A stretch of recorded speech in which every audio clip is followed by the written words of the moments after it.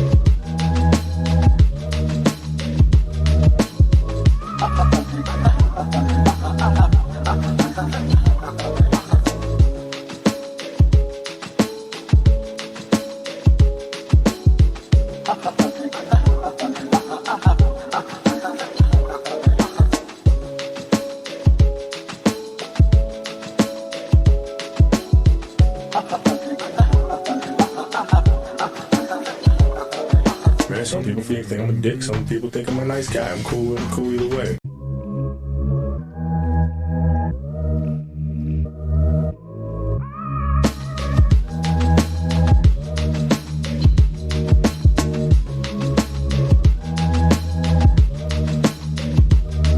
And let's start the show. Welcome your host for Below Deck, Molly Lampworth, and an host here.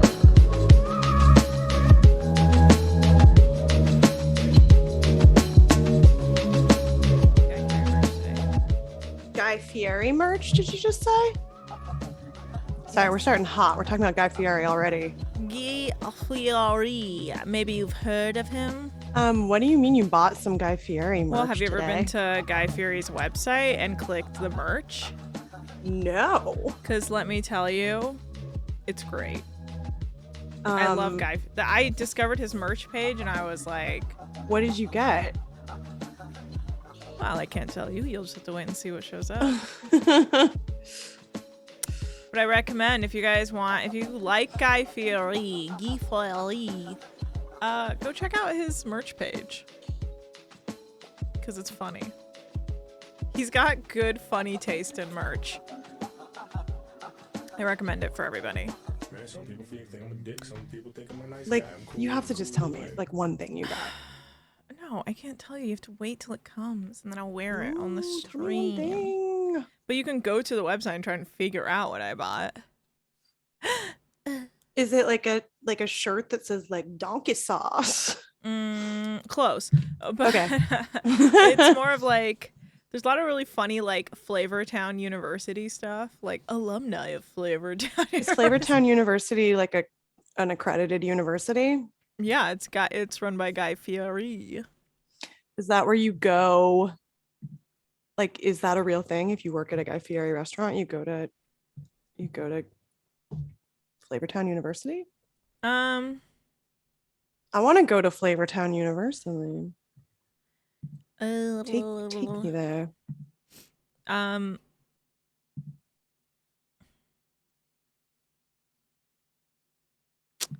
Okay. Okay. I actually don't know anything about Flavortown University. The fact that he's always talking about how we're all going on the train to Flavortown. So Flavortown is where he lives and works. Flavortown is a municipality of Flavorville. whoa, Mama Hari, thanks for the follow. What's up? Thanks for watching. Welcome. Welcome.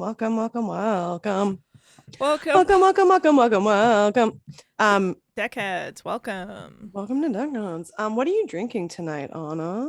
I am drinking a little concoction. It is a Arnold Palmer of sorts. It's raspberry lemonade and peach iced tea. Ooh, that sounds very good. Well, I'm drinking good old-fashioned American water. And agua, you say?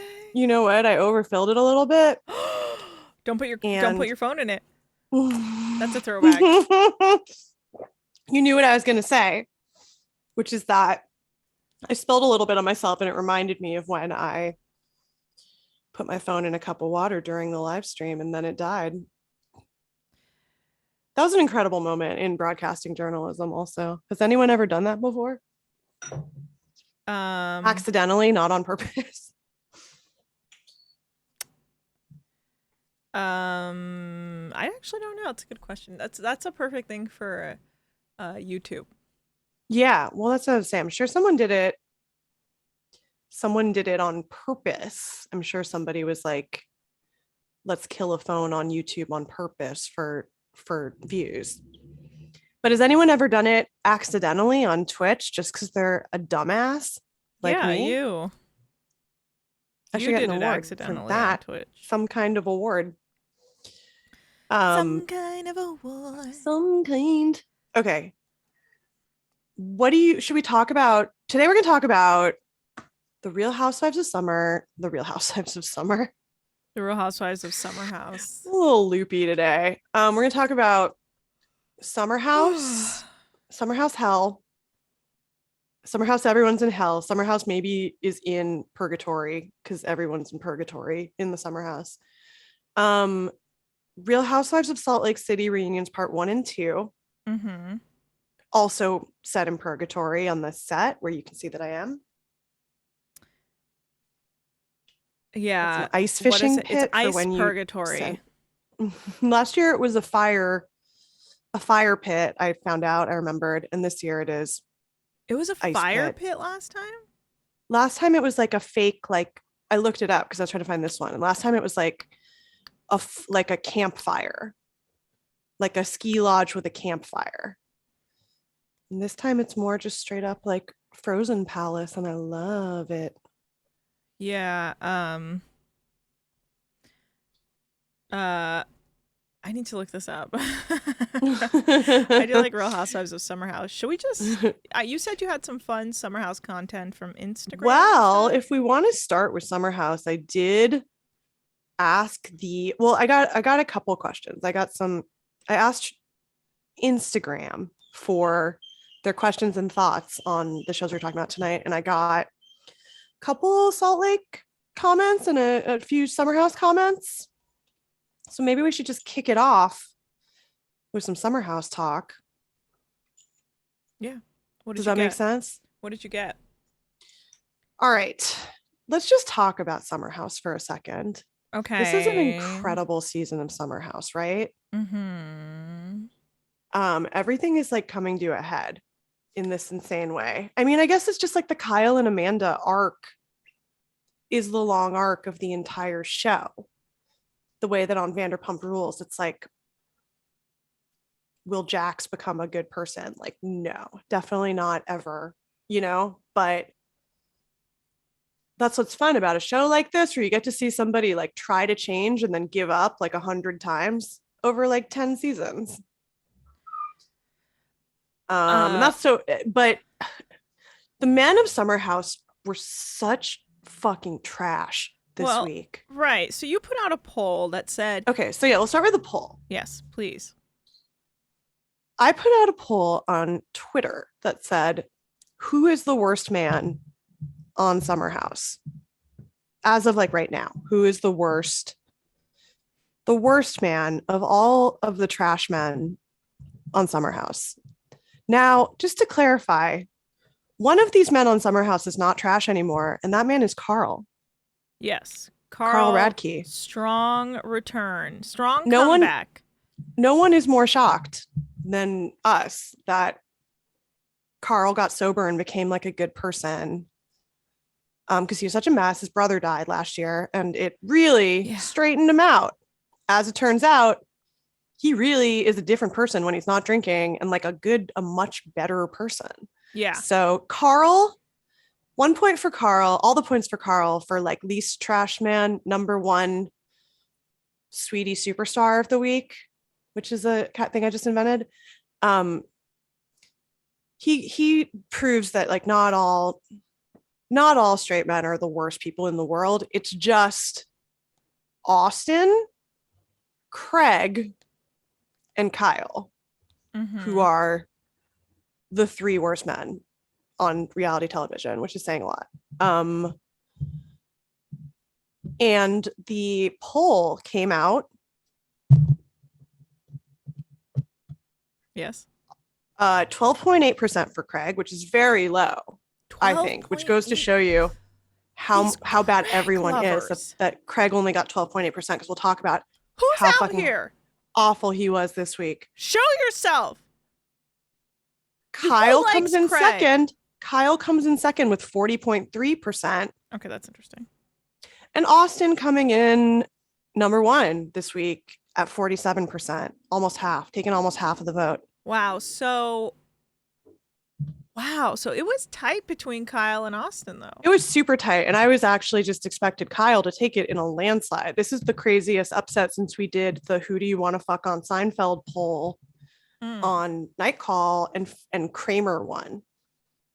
And we found out everybody wants to fuck Kramer. Now, I will admit, I abstained from voting because I find you were like, they're all so bad to be trash.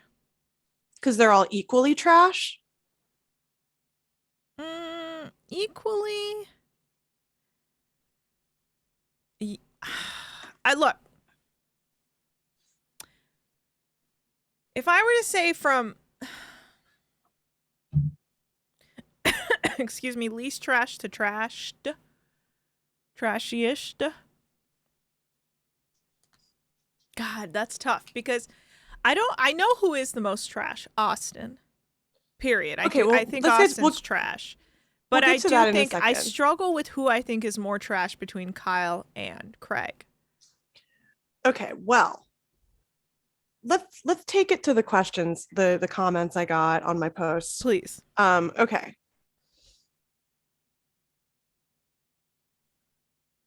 We only got 2 comments about Summer House, but I will tell you both of them. The first one is Kyle and Amanda are perfect together because they feed off each other's dysfunction. The second comment we got was justice for Luke. Like Luke is also shitty? No, I think. Oh, that's a good question. Maybe they meant justice for like Luke is also a trash man, rather than what I interpreted it as, which was when Luke was like, you can't get mad at her for hooking up with Austin because you hooked up with Austin when I was there at the Winter House.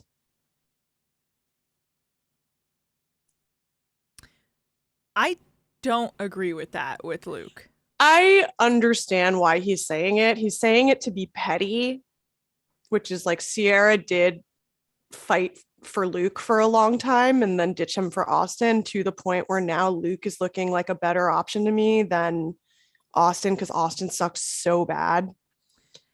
It's just considering what he brought. That's tough for me because like I thought, oh, man, this is frustrating for me because like, I mean, really, how frustrating is it? What am I talking about? But like, like just the whole like Hannah of it all. Like, how are you gonna ignore that you were leading on 2 women at the same time? So Ciara had every right to fuck off. I think his point was just kind of like, you can't be holier than thou about this because you did it too, which is not, I'm not agreeing with him. I'm just saying it was funny because the real thing is that I'm just like, man, Austin sucks so bad. He is pickup artist, like 101, devaluing her to get her like hooked or whatever. And it's working and it's horrible. Yeah. I know he's like 6'4" or whatever, but he's not hot and he's like a bad guy. And he's playing Sierra against Lindsay to like drive Sierra insane. And to be like, I can do whatever I want. I can sleep in Lindsay's bed. No rules. We're here for fun. Even Just though wild. Like, And Sierra falls for it because it just makes her want to like prove that he'll hook up with her, and then she like does prove it, but she's down so bad. I was like, Sierra, get up. She was down horrendous. It was horrible to watch. And then somebody on Twitter pointed out a huge trigger warning here that Austin called her a Jezebel. Yeah, what the fuck? Which huge fucking red siren there. That he's a dumb idiot, a dumb fucking racist idiot. I missed that. I didn't even clock that. That's fucking that does win him the poll for me. He sucks. The other thing that wins him the poll for me is, I mean, again, okay, so Kyle and Amanda are toxic, but the person who said they like feed into each other's dysfunction is correct. It's like Amanda at this point is complicit in staying with Kyle. Right. If you can see, I mean, like, I think she's a little brainwashed by the situation, and I maybe she's like too deep in it to see rationally how this person is treating her right now. But if someone says to someone who's not even really your friend on national television that they fucking hate you and think you have nothing in common but your business, do not get married to that person right now. Postpone the wedding at the very least. Do not double down and say, oh, they fucking hate me.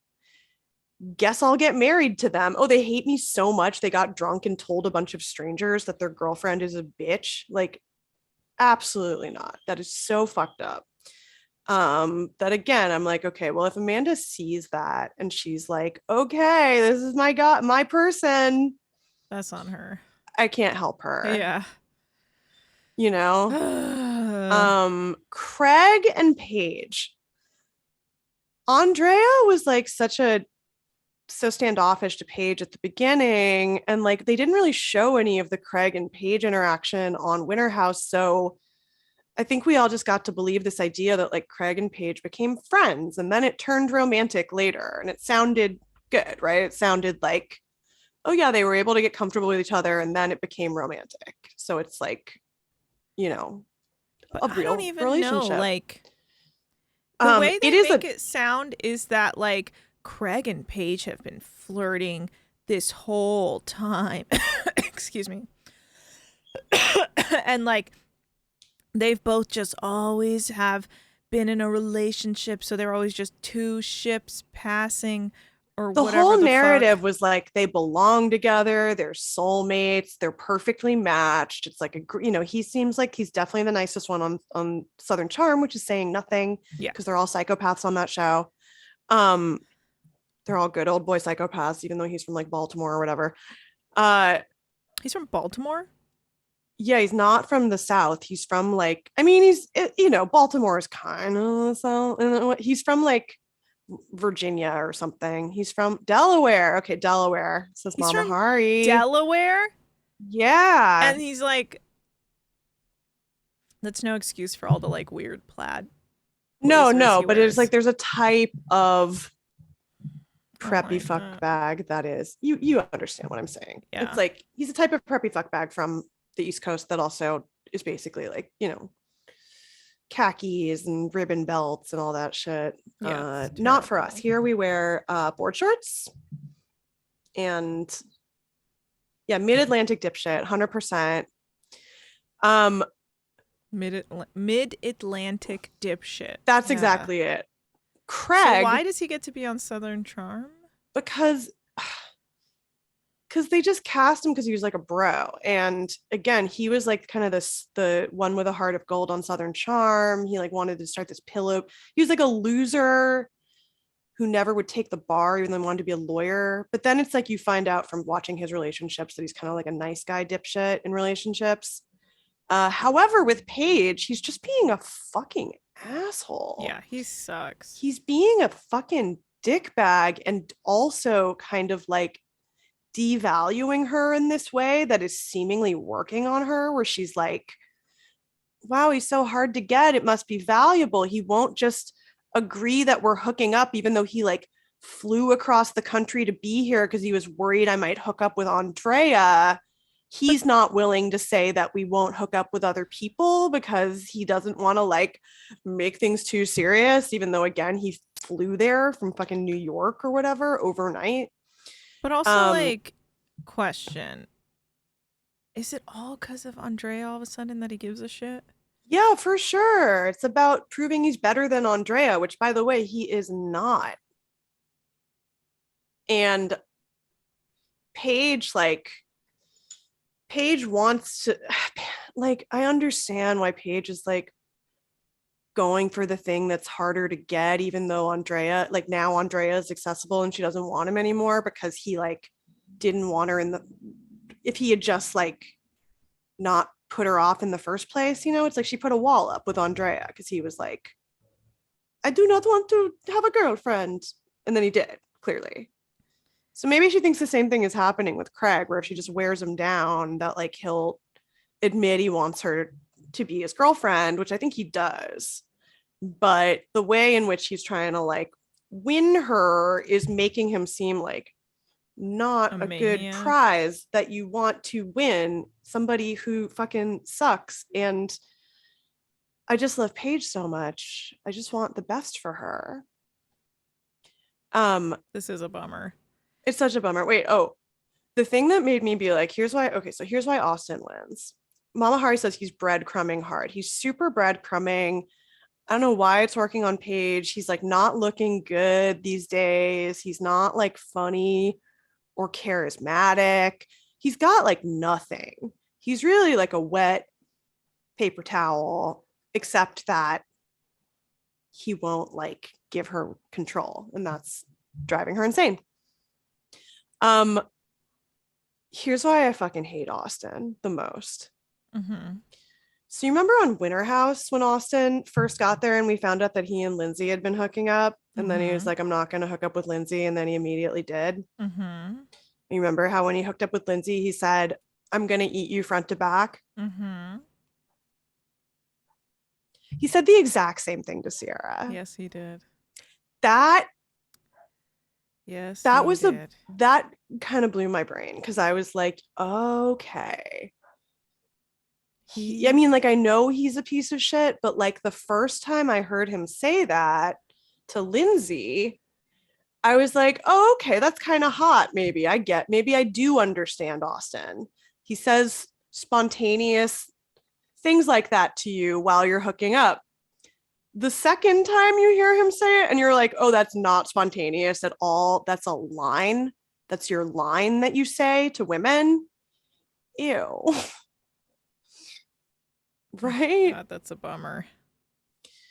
Because it's like, then it's like, well, it's not, you don't mean it then. Like, you want to eat her out or whatever, but like having a line that you're like, pretend like as though you're just saying it, but it's really like this rehearsed thing that you say when you're hooking up with people.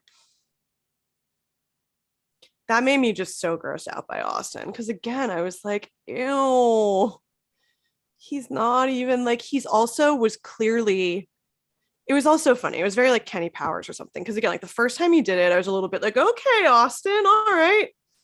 Maybe you do have something going. Like, maybe I understand why the ladies go crazy for Austin a little bit. Second time he said it was like the trick didn't work anymore, but also he was so fucked up and drunk. He clearly wasn't going to eat anybody from front to back. He was just saying that because he was so fucked up, and Sierra was kind of like trying to hook up with him to show that he like will hook up with her and obviously prefers her to Lindsay, which he like won't admit, even though it's clearly true. Yeah. The whole thing when he was like, I'm gonna use you front to back, and she was like, on camera? And it was like, no, he's not gonna fucking do it. He's just saying it. He's just fucking full of shit. Like he just says things. Yeah. And also like gross. I don't need Right? anyone Like to then eat if you anyone do front it, to whatever, but he was clearly not even going to hook up with her. He just was like letting her humiliate herself trying to hook up with him. And then kind of being like, okay, fine, I guess I'll hook up with you, which is like, ew, you should be so lucky as to be anywhere near Sierra, who's like so much hotter than you. Why are they like this? I will say, I don't like Sierra that much, Well, which is neither does unfortunate. Danielle. That was what we found on the after show. But as we can see in what's coming up, Danielle and Sierra have beef. Well, what do you mean? Well- What's in the coming up? well, it looks like Sierra full on throws a glass of wine, glass and all, not just the liquid, in Danielle's face over what? Austin? You're a maniac for doing that. That's not worth it. Because the issue here is Austin. So the fact that you're like throwing a glass of wine, like glass and all, not just the liquid, in Danielle's face, who's just standing up for the situation at hand. And I don't want to defend Danielle because I don't give a fuck about her, but like the violence of that is unnecessary in my opinion. Like you don't need like the issue is Austin. The issue is Austin, but this is like I can't understand deal with how it. he's like making them fucking crazy. He's making them crazy. That's what it's like. I'm not even mad at Sierra for throwing a glass of wine. It's Austin is making them crazy. And Austin and Craig just came in gaslighting so hard that I was like, holy shit, like you're not even trying to make a good impression. You're just like, nah, babe, whatever. Like, well, they think they can do whatever because of who they are.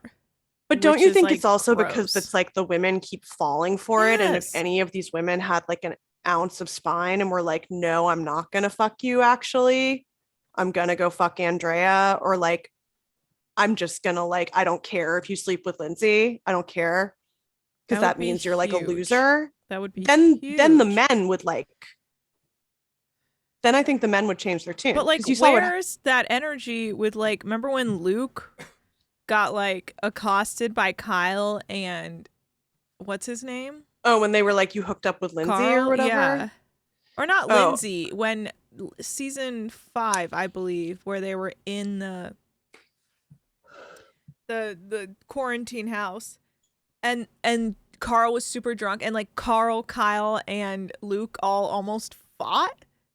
Yeah, well, they also just they were get like, drunk. you like to control women, and it's like, well, oh yeah, where's okay, well, that energy for your bros here who are like, Austin is clearly up to no good. Okay, well, guess what?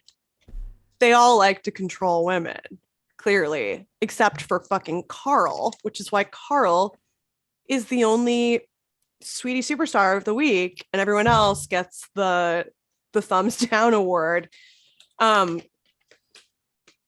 Because again, it's like I get it. If you're in a dysfunctional, toxic situation, it's really hard to see it from the outside, even if it's on reality television and everyone's telling you your boyfriend fucking sucks. Get away from him. He's grinding you down to a nub and you're never going to get what you want from him. It can be hard anyway. So I understand, especially with Amanda, because Amanda has such sunk cost fallacy with Kymanda. And they live together, they work together. I think they're just doubling down. Again, I think she's sane enough that I think a part of her must be like, we should postpone the wedding or call it off.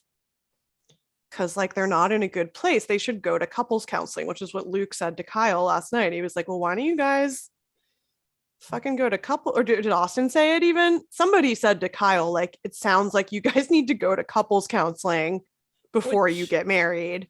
I mean, that could have been anyone because everyone's been saying that to them. But apparently they are in couples counseling. They just give me big like Pete and Trudy Campbell from Mad Men vibes, you know? Because there must be something keeping Amanda there. She must have some kind of like I don't know if she just Yeah, it's judges called herself that if her relationship fails, she's a failure, and their No. brands are so tied up together and It's they're on fucking Summer Loverboy. House. The problem is that they're tied up in Loverboy, and I'm sorry, I would not leave his ass until Loverboy gets bought eventually by Okay, like well, that's probably what she's Budweiser, doing, Bud right? Light, and then you divorce him and take half. And that's why this prenup is about to be an issue, because I would not sign that prenup, honey. I wouldn't, Because you no, are that's the getting thing, half too. of It's that like, company because you did the graphic design. So, you know what? Look, here's my advice to you, Amanda. You stay in this relationship. And the second this shit sells, because it will, because Loverboy will sell eventually. and because you love it, because you're the number one fan of And it. I drink It's- Loverboy and I enjoy it. I think hard tea is genius. And 0 calories, 0 sugar. Sweetened with monk fruit, my favorite natural sweetener. Yes. Are you a Okay? lover boy? I'm a lover boy. And you know what? And guess what? You know Bud Light is out here. You know Budweiser, whatever. All those massive alcohol corporations have their eyes, even probably Coca-Cola, let's be real, have their eyes on Loverboy, and it will sell eventually. So she needs to stick it out. Don't sign no prenup, honey. And if anything, get yourself a lawyer to definitely strike out and comment, redline that prenup. Make sure that you do get half. Because you did all the graphic design. That is your brand as well. She did half the work. And I think Kyle, that's when I'm also like, if Kyle tries to sell her out on some like I'm the founder shit, yeah, you that's also shouldn't fucked. marry that person, because that person's not your fucking partner in life, you know? Like if you don't want to give her half, don't bring her into the business in the first place. He made her quit her job. Do you remember that? He harassed her until Yes, she quit yes. her job. And he was like, it'll bring us closer. And it's like, you know what? Maybe you need separate things. So in addition to Summer House. So yeah, sorry, bitch, but I think in the end she's got to stay there until that shit sells, and then she's got to take half. And All that is right. my advice to Amanda. All right, good Is that segment, cruel? guys. Is that cruel to be like marry Mama him Hari and says, then- is she lazy, or is that part of the emotional abuse? She is lazy. That's, I think, the key component there, is that on some level she does want to be a stay-at-home mom or something. Oh, definitely. And so I think she also was like, Kyle's my golden ticket. To be fair, I never would have thought Kyle would accomplish anything. So the fact that he built a brand at all is pretty astonishing. I'm sure they will cash out for some crazy money at some point. Unlike Austin, whose fucking IPA sucks and nobody likes it. Nobody cares about it. I don't even know what it is. Like, legitimately. It's the like- Bravo effect. It is like Skinny Girl. But I do think it is like, I don't know. I think Amanda's just like too deep in it right now to like even be able to come up for air. I think like it might even strengthen them that they're like us against the world, that everybody's like, don't fucking do it. Don't do it. This is bad for you both. You know, makes them be like, well, us against the world. Everybody doesn't want us to do it, so we have to do it. When it's like, no, those are just your friends that are like looking out for you and just don't want you to make like a huge fucking mistake that will cost you financially for like the rest of your life, which is like, you could just keep dating. I think also sometimes people are like, we got to get married, when what they should do is break up, you know, where they're like, okay, we've been together this long. There's only 2 things we can do now, get married or break up, and can't break up. So they get married and then they break up. And that's what I see for Kyle and Amanda. That's such a bummer. It's dark, but But you know what? Take half. take half, Amanda. I also think Amanda will be fine. I think Kyle will be fucking fucked up and become just be an alcoholic. But I think Amanda could reinvent herself. I agree. And she's hot. And she's younger than him. She is hot. I think he's ground her down to a nub too, where I'm like, she's so hot. Why does he hate her so much? Like, Why do you want to marry somebody that sucks, you hate dude. so much? He sucks so much. You know, it just seems like it's just him being like, nobody can tell me what to do, which is like, that's what the Southern Charm men are like. They all have Peter Pan syndrome, where they're just like, shut up, mom. Don't you dare. She reminds me so much of Naomi from Southern Charm. Yeah, 100%. And Naomi also was like a super hot, perfectly cool girl who dated Craig. Kind of looked like Paige a little bit. Maybe he likes a girl with a nose. And she just like couldn't deal with Craig because he fucking sucks. He sucked in a different way then, where he was also just like an ambitionless loser, but he was really butthurt after they broke up too, even though it was like he was not a good boyfriend. Yeah. I like Naomi. I love Wait, her. he was still dating Naomi during Winter House, or no? Was that a different girl? No, I mean, I think he like was fucked up for a while by it because she got like a new boyfriend who seemed much better than him. And they kept her on for a minute. I don't remember her. I also didn't really watch Southern Charm. Oh, it's good. It's good. She started dating a guy who wasn't like a white Southern bro and was like, yeah, actually, it's way better. Fuck you. Actually, you'll never see me again. Bye. Yeah, Good for bye. them. I'm gonna quit the show and have a good life. That's always nice. Well, she knew when to get out too. She was like, okay, this isn't ever gonna become like a good relationship with Craig because he's like incapable. Bye.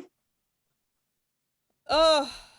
And they all lose their Drama. minds when the women finally leave them after being fucked around for like fucking ever, you know, Right. because like they never stop trying to fuck other people, even when they have girlfriends. And then their girlfriends are like, hey, could you stop fucking other people and trying to fuck other people? And they're like, do what I want. And then they break up and then they're like incredibly heartbroken, even though it's their own fault.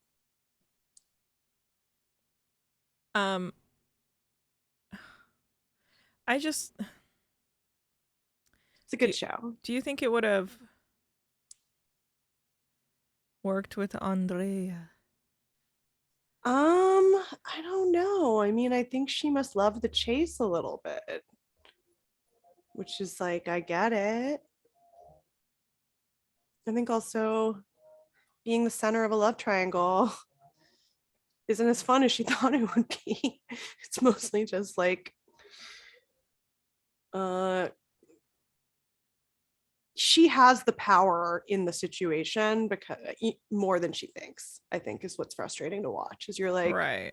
if he fucks Kristen Cavallari again, she can fuck Andrea, who's right there and clearly super threatening to guys like Craig because he's just like a hottie. God, he's so hot. She should just fuck. He's just hot and nice, you know? But Craig is like, oh, well, I could go out and fuck people. And it's like, she's Could falling you? for it, being like, oh no, what if he does? It's like, you could too, bitch. Like, he's trying to come from above. But you got to come from below and be like, actually, again, it's like,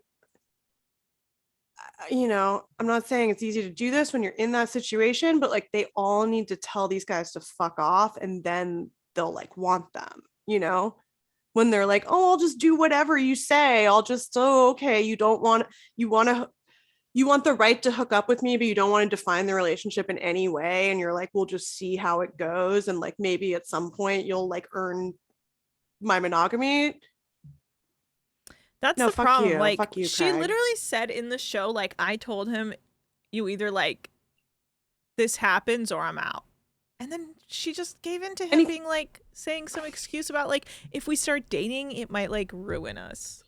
Which is like, you are dating. You just flew overnight so she wouldn't fuck somebody else. Like, you clearly are emotionally invested, even though you are lying and saying that you aren't. I think that's what I was like very aware of throughout this episode, was like that the guys are just full of shit and what they're saying isn't even how they feel. They're just doing it to like keep the upper hand, which is disturbing. It's disturbing, but it's also like, I was like, but Paige has the upper hand, really. Like, she doesn't know Amanda also has the upper hand. Like, Kyle needs her. All the women have the upper hand. Happy International Women's Day, and all the men are like, oh ho ho. It's just like, it's maddening. Except for Carl, who's like, oh, why don't you not be an asshole to everybody? Why don't you be nice to your fucking wife, you dumbass? Kyle, Just seeing Carl be the voice of reason, who's like, hey, why don't Yeah. you just try being nice to your girlfriend and like seeing what she needs or wants? And Kyle's like, no, I gotta drink a magnum of rosé and look like dress up like the Joker or whatever. That was Luke, and it was the Mad Hatter, and it was fucking disturbing. that costume. Let's talk about the costumes real quick. Okay. Thoughts on Lindsay's butterfly bikini top? Look, smoke them if you got them, right? Incredible. I It thought was she looked great. so. I did not understand it. Like what I was like, wait, is it like sheer? And then I was like, oh, there's nothing there. No, it's just butterfly pasties.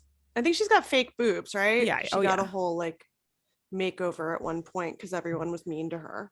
Yeah. I think either season 2 or 3 she got fake tits, but They look I fantastic, think and she looked 3 great. maybe, or maybe end And of again, 2. after you've watched all the old Southern Charms, Summer House, Houses. seems like you've developed a fondness for Lindsay. Yes, I have. I will say, You understand why she comes on so strong. It's like she's hurt. And I love that she's like from Florida, because I think that explains everything about her. Is like her energy is Florida. And so she doesn't feel comfortable in the Hamptons. yeah, I will say I'm only halfway through season 2 of Summer House. I had to take a bit of a break to catch up on some other shows, and then I'll come back to it. Mama Hari says her smalls were beautiful ballerina babies. I don't know what that means. Can you explain? Yeah, I don't know. But yeah, no, I thought her outfit was hilarious. I will say her whole thing with Oh, Austin. her boobs. Oh, her whole thing with Austin was rough, because also like the fact that she keeps like doing this game with Austin, and then when they're like making out at the end of the episode, she goes, "I kiss everyone on the lips," and he's like, "Oh, cool." I was Josie says, I love that she drives a white Wrangler. That's so Lindsay. It's so Yeah. Lindsay. I that's the problem, is that the love triangles are self-perpetuating, right? So like if Lindsay withdrew or Sierra withdrew and was like, fuck you, do whatever you want, I don't care anymore, I'm not trying to fuck you anymore, that like takes the, because it runs on competition. So it's like, it's not about Austin, it's about Lindsay and Sierra, who are two completely different types of people that are both like hot in completely different ways, being put in this situation where it's like, which one of us is better? And they keep falling for it and being like, okay, well, I have to prove that this person will make out with me because they did before. And like, I think I'm better, so I have to like prove it by making out with Austin. But they're both so pathetic.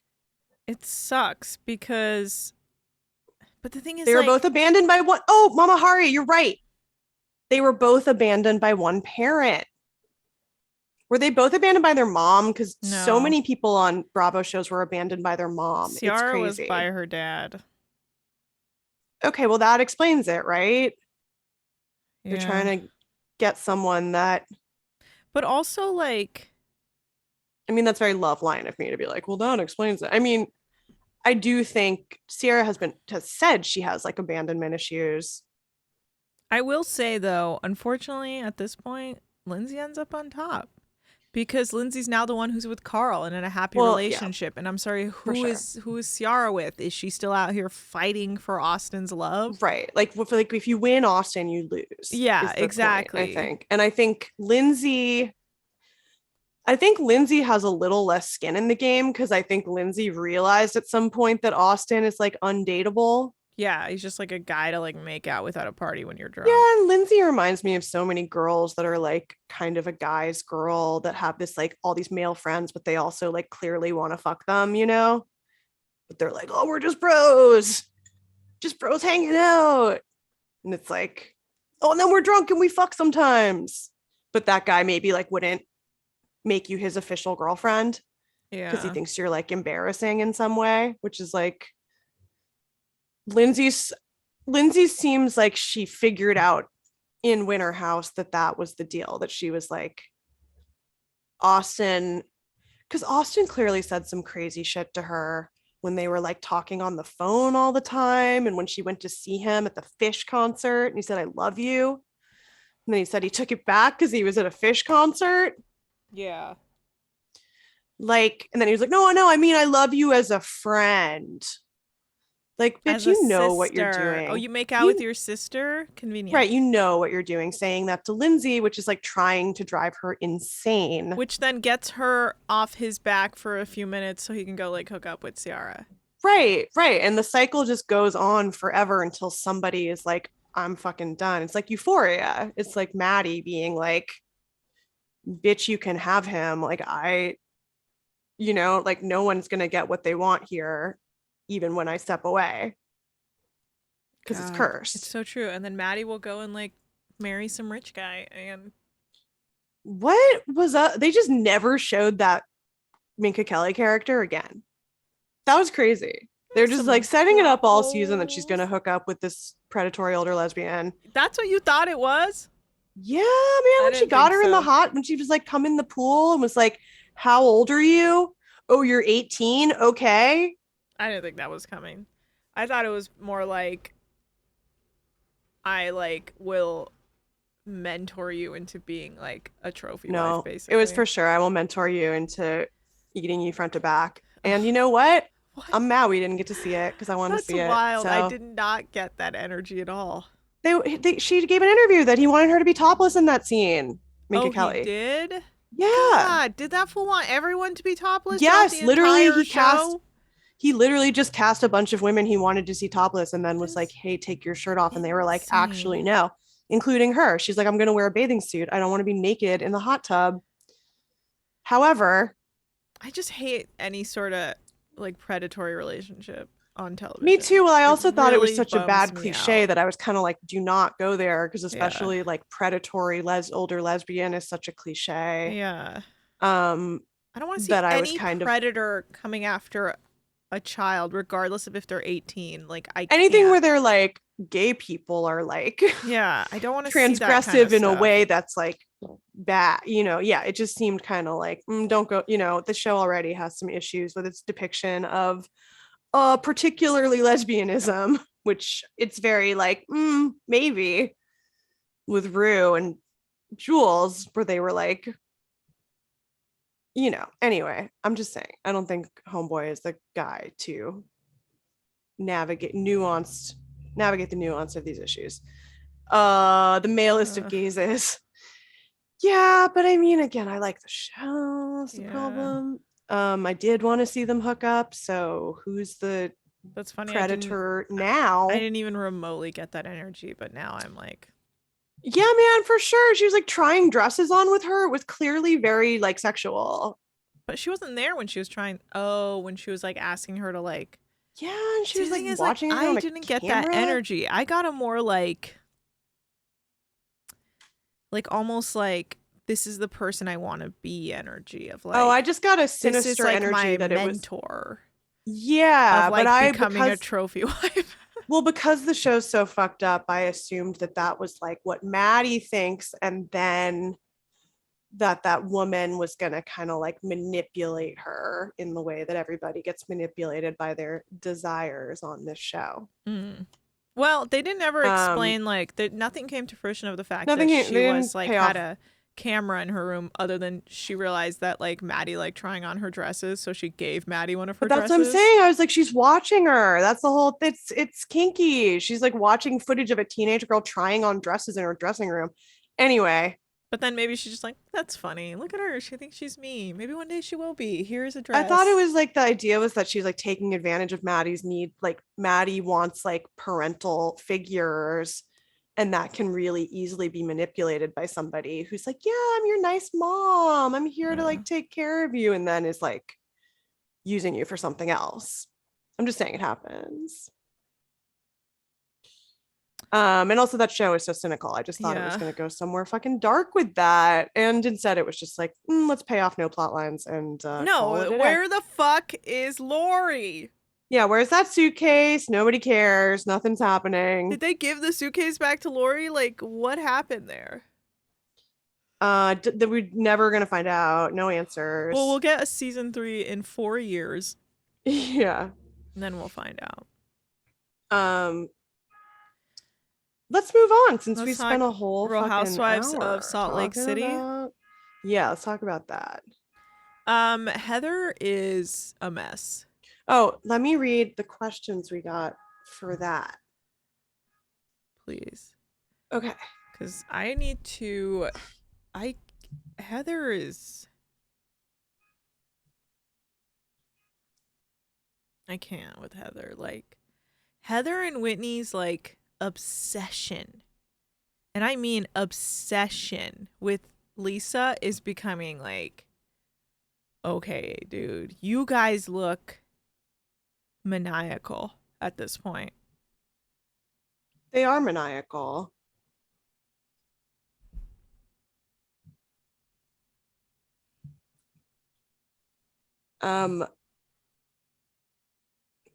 Okay. Somebody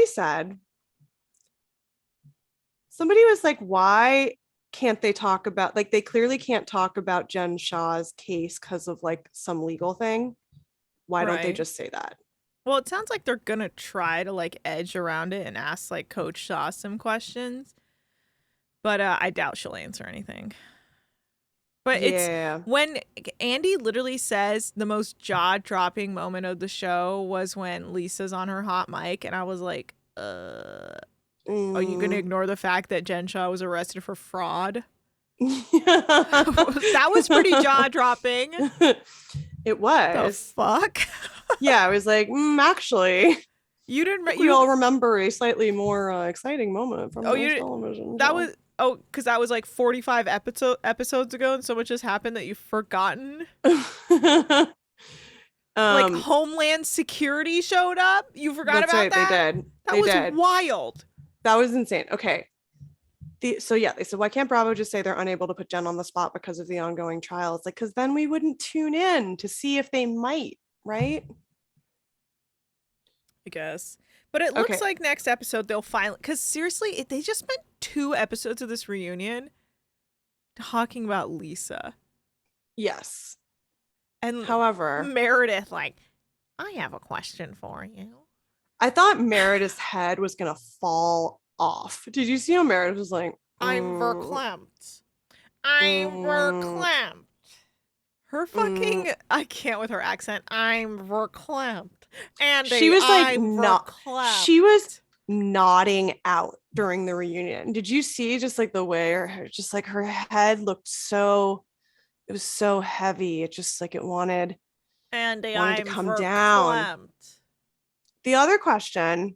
I love that. Verklempt. Go fuck yourself. The other question we got is, why is Heather so much meaner during reunions than during the season? God, that's a good question, because she's... Isn't that a good question? She uses these she did this last year too. This is a repeat behavior. She uses these reunions to just try and like comfort people in a way where they can't escape. Yes. And so they have to listen to her just berate them. Yes. Do you think it's because she's like, it's being moderated by Andy? And she's protected, because if I was Lisa, I would Yeah. fucking uppercut this bitch after a while because she does not let you talk. She talks over you. She's just screaming the whole time. She's telling you you're wrong. You haven't even said anything really. She's using this as a chance to like not get fucking literally curb stomped by one of these women because they're That's on a what it feels like. soundstage. It feels like a real bitch ass move because it is like you're doing this in the place where no one can really come for you and you're protected by Andy. Classic reunion tactic to be like, oh, Andy, you can't bitch slap me in front of Andy. Exactly. Like you can't like rip my fucking extensions out in front of Andy. Like Although you should. she sometimes. should. Oh, after a while, if I was Lisa and I was listening to this bitch just go after me over shit that has nothing to do with her, of her being like, they're talking about Mary and she makes it about her by bringing up the Mormon church. Like, well, the Mormon church could be a cult. It's like, bitch, no one asked you. The Mormon church is a cult. Yeah. Move on. Guess what? We decided that before this show came on. Okay? Goodbye. And then when Lisa's talking, or Meredith's talking about her dad dying and Lisa not being there for her enough. And Heather's like, well, she texted me 2 days after my dad died saying, I hope your dad's feeling better. And it's like, okay, well, what does that have to do with anything? That was kind of funny. I did laugh at that because it was like, I hope your dad's better. Like, no, he's dead. Yeah, but he's better. Okay. Yeah, he is better in a way. He did. Yeah, no. I can't with her. She's just annoying. She is annoying. She's not getting her point across because it's like we just watched the whole season and you got away with fucking murder. You and Whitney created the rumor about Meredith and Mary being behind the FBI thing. Right. And like that was some real Lisa Rinna behavior from Heather. Mama Hari says Heather and Whit use classic cult control tactics. They hammer until you're exhausted. There you go. Wow. Thank you, Mama Just Hari. like Austin, to be honest. Austin and Craig also using a little bit of the old cult mind control. Nuts. Just nuts. And oh god, I don't know. I guess like I like Heather during this season because she's funny and she has good commentary, but when she does shit like this, it's kind of like, dude, you're exhausting. You are fucking exhausting. And you know what? I just need the like questioning to turn on them. Well, do you think it will in the last installment? Also, do you think Hari, do you think Heather and Whitney learned those techniques from Mormonism? The cult control techniques? Yeah, I believe it. Yeah. 1000%. Okay. Yes. That's interesting. Because they are doing that, though. We're like watching them do that. Well, it's for sure. And also Mary does that too. Mary's like a mesmerist. There is something about Mary. I didn't do that on purpose, guys. Sure. There's something about you guys Mary. saw that, right? You guys heard that, right? You guys heard this, but there is. It's like she has a hypnotic quality. She's also pretty funny. She's super funny, and I can't look away. It's like Jonestown. They would beat each other or out anyone who strayed. It's also why they all forgive so weirdly and quickly. Favorite lines by Mary. Little girl. Crazy. Also, your husband and sons, they need nutrients. And then when she's like, women. And then when she's like, she's inbred. When she's like Heather. I mean, just like she's got so many. We forgot about Smells Like Hospital because it was so long ago. My but God. that was the Smells first Like Hospital. I was like, what an incredible television presence is this person. Really sensitive. And so they talked about Cameron on this episode and about how Cameron was maybe having like an affair with Mary. Sounds like there was like a potential, because he was young, there was like potential predator situation, but I Oh, don't it know. was for sure a predatory situation. It sounded like they brought him into the church and Mary groomed him. Uh, and then he died mysteriously of like a brain aneurysm or something. What was it? Yeah, it was a brain tumor, I believe they said. Okay, so I'm not saying Mary is God, but she seems like a very powerful witch. I also didn't like them like being like, oh, he wasn't on the board of this thing. It's like, okay. He But was it sounds clearly like involved with the church, which is for sure a cult, an but he was evangelist cult. sounds like he was involved with the foster family program too. So Mary then was like being a little bit too much like, I don't know him, which does speak to the fact that maybe she was in a relationship, like a secret, yeah. having an affair with him, which is again like Mary just has secrets clearly, and don't go on a reality show if you have any secrets and don't want them to be exposed on live television. Jen Shaw, Jen Shaw just leaned into it. I also watched that Jen Shaw documentary, the one that's like the Erica Jane documentary, but Oh about Jen yeah. Shaw. That's Yes, like, yes. Finally, I've been waiting for you to watch those. Let's what talk was it? It about was it. not called the Hustler and the It's like Housewife. Is the Eric? The It's like the Shaw Shaw. shocking and the how I don't know whatever it was. Wasn't it like the Shaw Shock Redemption type Yeah. thing. It was not as good as the Erica Jane one at all, because the Erica Jane one was much better made, and in the Erica Jane one they like had these incredibly devastating interviews with the victims, whereas this was more just like Jen Shaw, she'll do anything on camera, what do you know? And like just pop culture people being like, that's crazy. Yeah. And like, what'll happen, we don't know. But they kind of explained the scam, which is like a Wolf of Wall Street, like penny stocks type, just like call people and talk them into something they shouldn't do. Phone scam. Yeah. It was I just can't believe you can make that much money off that. I guess you can. it's wild. Like I don't get it. You just take someone's credit card info and then you just continuously Well, you just call people who might use a landline, right? And if they are using a landline, maybe they're old and infirm and don't know what's going on. yeah. And then you use that to extract their whole bank account.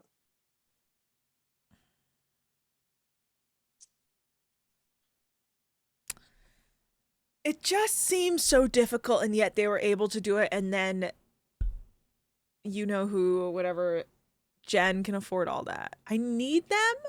I cannot wait for them to ask Coach Shaw, how the fuck did you not know, you motherfucker? Tell the truth.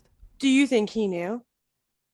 He's the Erica Jane in the situation here, I right? know, I know. And you know what? I don't know if he knew because All right, chat. What do you guys think? Do you think Coach Shaw knew? please. It was so evil how they preyed on old ladies who wanted to be girl bosses with their knitted dog sweater companies. was Yeah, it fucked was up. like, we'll help you set a business up. You know, That it's the really best was what it show. was. Wasn't that woman who made the dog sweater? And she's like, She's I like, was I gonna just start a wanted to- business from home. I just wanted to monetize my dog sweater business from It's home. like, Yeah, it's like MLM stuff. It oh. preys on like stay-at-home moms and like women with no source of income being like, hey, you could make a little money. That Lake Monster says he seems way too trusting of Jen Shaw. I mean,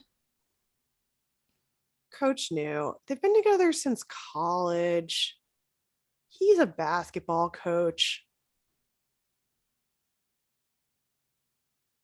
Something about how religious he is. I mean, naive almost. People also, sometimes people don't want to know. I think they knew, but convinced themselves what they were doing wasn't a real crime. I mean, I think that's possible too. I think that's also like, they were like, well, we are helping people with their businesses, or if they give us their money, they're dumb and deserve to have it taken from them. Hello, Lulu Fishpaw. It's just, oh, hi, Lulu. It's, see, with Coach Shaw, part of me is kind of like, maybe he was just willfully ignorant. Like he chose not to. Well, that's what I'm Doesn't- saying. see, It Jen seems like seemed- it could be like a Carmela Soprano situation where you Right. are like, Because Jen seems like kind of annoying and like he's avoiding her most of the time. yeah. Like it seems like he's like clearly not home a lot because he's working. Well, that's what I'm saying about he's a And then basketball he's coach. just he's a football coach. Come on, Molly. Oh, he's a football coach. Sorry, I know he's just a Come coach. on, Molly. I'm just saying he might have a secret life. He might have a secret. No, life. he definitely has a secret life.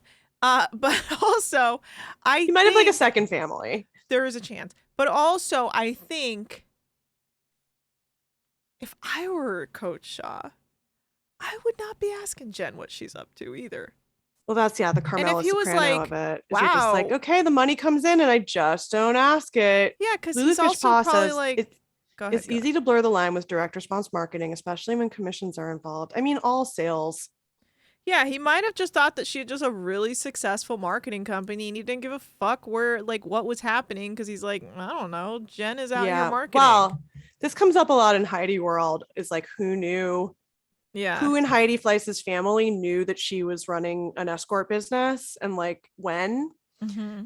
But she told them that she was working in real estate. So it seems like it's how would you know if someone said they're working in real estate and they're like, I'm making a huge commission on But like selling houses. Didn't like the dad eventually like find out or somehow know? 'Cause he got in also trouble? we found out he did know and he just didn't care because he was like not a Puritan. Bohemian. Yeah, because he's cool, because he's a hippie.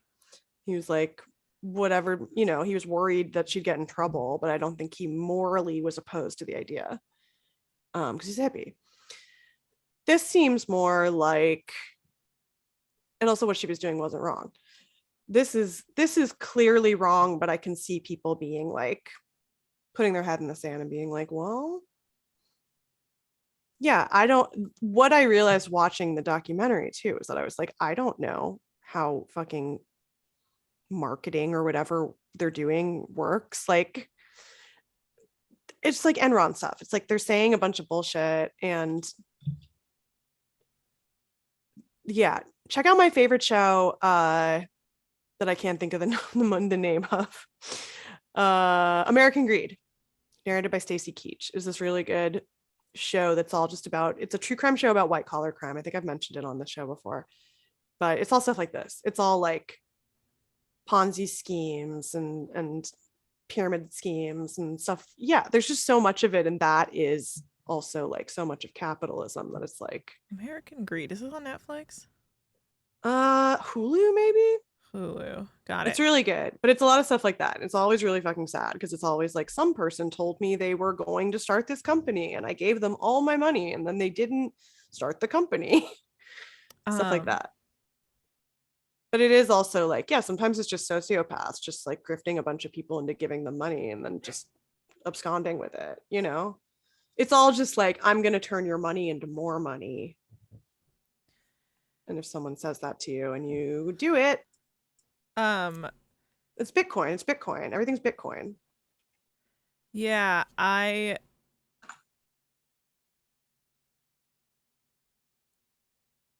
God. I just zoned out. No, I was gonna say I started watching Inventing Anna. Oh, how's that? It's interesting. Her accent is a little hard to get past. It's just crazy.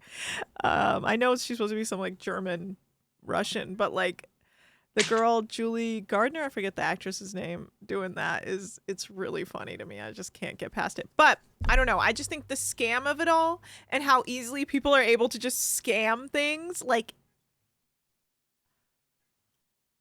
it's so easy to scam your way through life. I mean, you will eventually get caught, as we're seeing, but like the periods of time that you were just able to do it, nuts.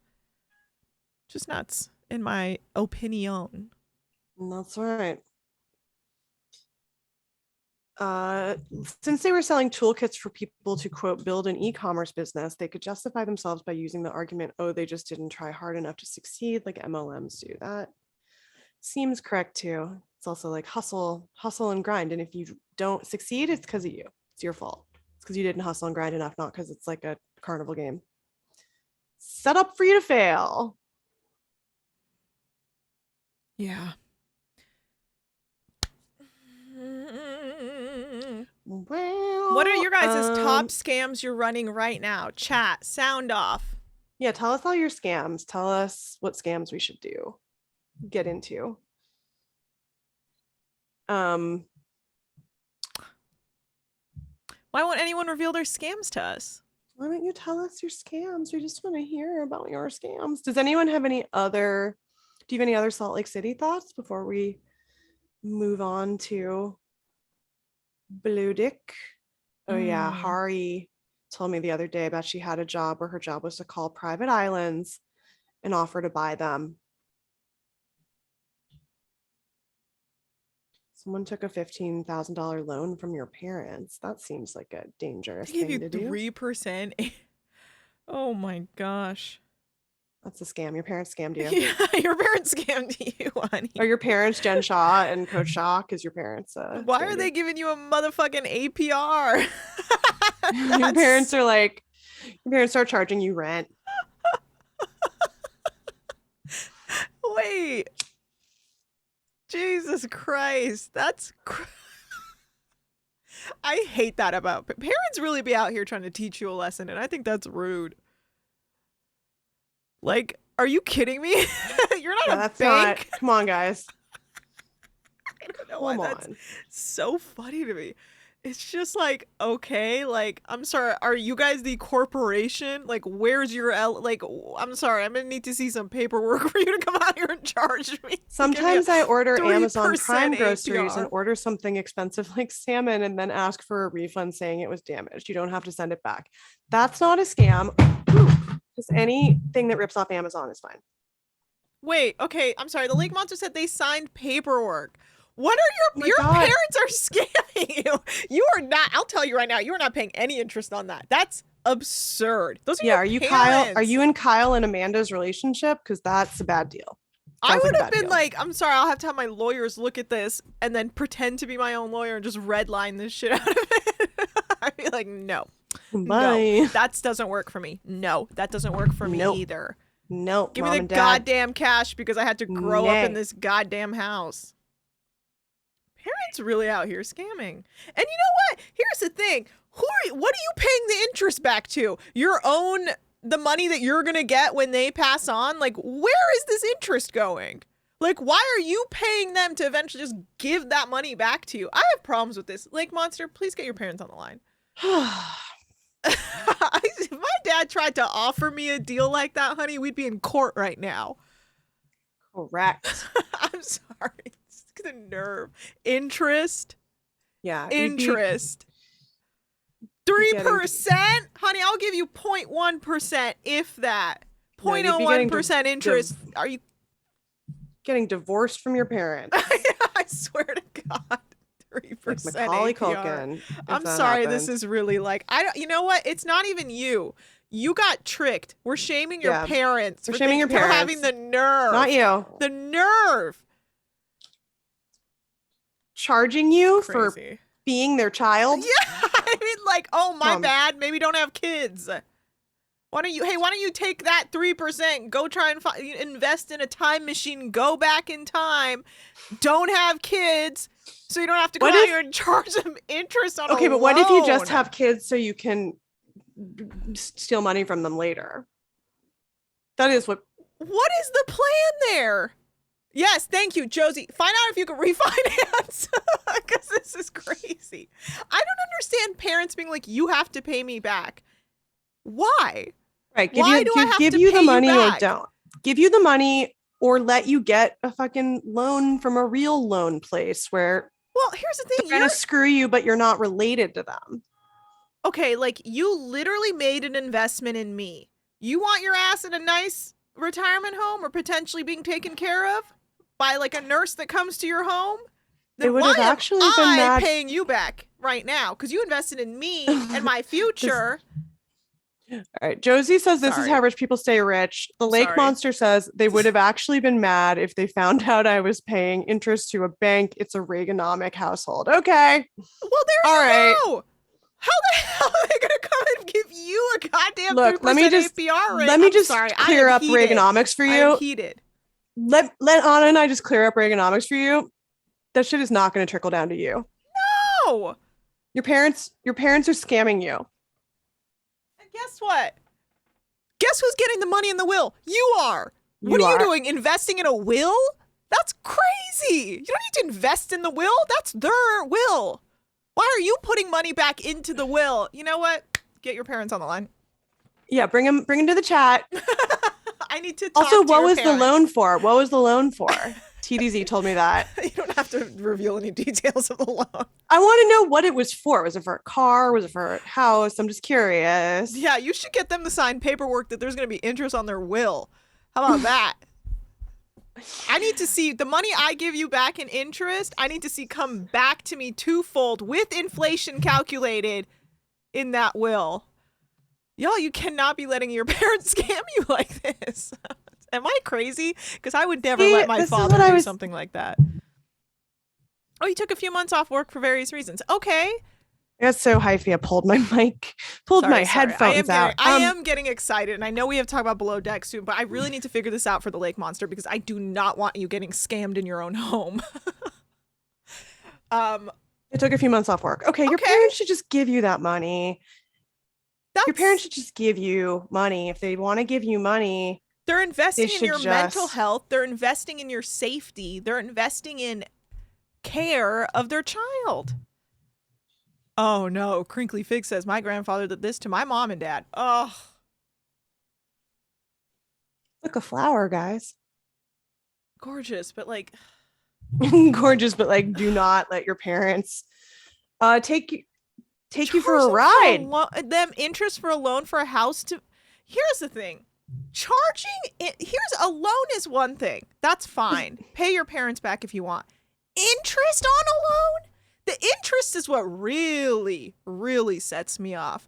Because, again, you are not a bank. You are not a corporation, mom and dad. You don't get to charge me interest. You will get the money back, but you will only get what you gave me. That's the bank of mom and interest- dad. You're paying the bank of mom and dad. If they don't like banks so much, why are they doing an APR? They should just give you the money. It's how we assuage the white guilt. Honestly, this is turning into like a Susie Orman segment of not- mine where I'm just pissed off that people are getting scammed by their parents over fake ass interest. And I'm also like, where are these interest rates even coming from? Do you know how quickly inflation moves? Do they not even see what the stock market's looking like? I'm sorry. I'm getting so mad. I love how mad you are. The idea of charging interest to your child is infuriating to me. I mean, the idea of your parents giving you $15,000 is also like a little insane to me. My parents would never. That's the thing. My parents would never give me money for me to like even have an argument of why you're charging me interest to get it back. But like, so they can claim their daughter worked for her own money. No, honey, that's not what that is. We love you, so we're being honest with you. We're like Amanda's friends. We don't want you to not know what's happening. It's, oh, you came up with it? Okay, then we can't help you. You scammed yourself. You scammed yourself. Look, if you're taking the $15,000, you're taking it. Yeah, I don't think there's Just no fucking shame take in taking money It's too from much your shame. parents. Otherwise, if you had shame, you wouldn't take the $15,000. You would just. But also, if you can't work for some reason, it's fine, and your parents are in a position to give you some money. That's fine. You don't have to pretend like they're the bank and you're paying them back. Are you gonna pay them back? Did you pay them back yet?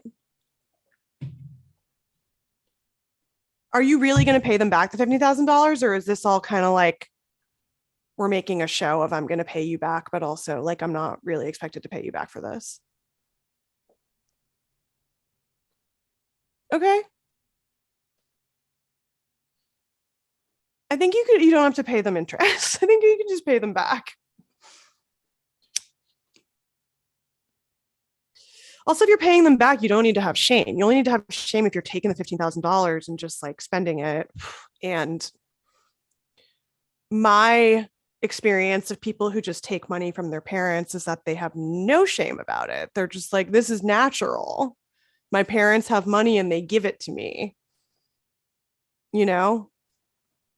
Because if they had shame about it, they would like get jobs.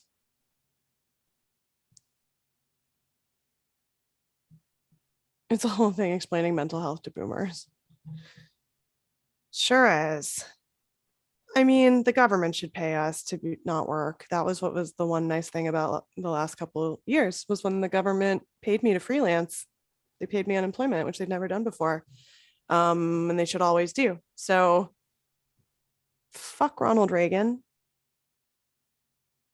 That's the solution is the government should fucking the opposite of Reaganomics. The government should give us money when we can't work.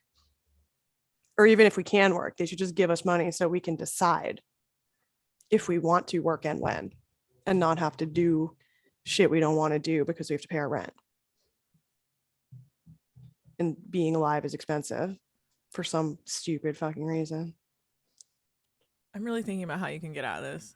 Yeah. We're gonna have a plan for you by next week. So definitely come back next week when Anna will have like a 10-point plan. I think also if you said to your parents, You could potentially, I was just kidding about based on the terms of the agreement, and I hate to say this because yes, I do a lot of like term work at my job because life is hell. And thank you for the follow, Nerd PETA. I do a lot of. I'm CC'd on a lot of emails that discuss terms, and I'm also currently in my own contract negotiations at work. No big deal. I hate everything. MBD. We might be able to void this contract, honey. Yeah. So I think the negotiator. look at the fine here. print. See The how you could get them negotiatrix. caught up in like a situation where they are not meeting the terms of the agreement. We're just trying to find a way to scam your parents back. Yeah, even we're though gonna sue your technically parents. You We're gonna created the scam. We're gonna take your parents to court, and You suggested they scam you. it was your idea. You should have led with it was your idea. First of all, you should have came and spoken to us first here on this stream. I love how you were like, my parents are gonna have an APR. 10 messages later, P.S. It was my idea. We're gonna help you. We're gonna help you.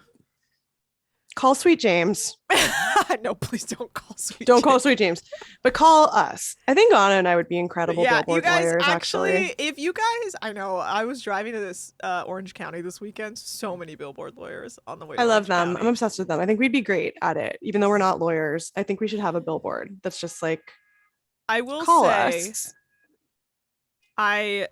if I had more money, I'd make a Heidi World billboard with a hotline.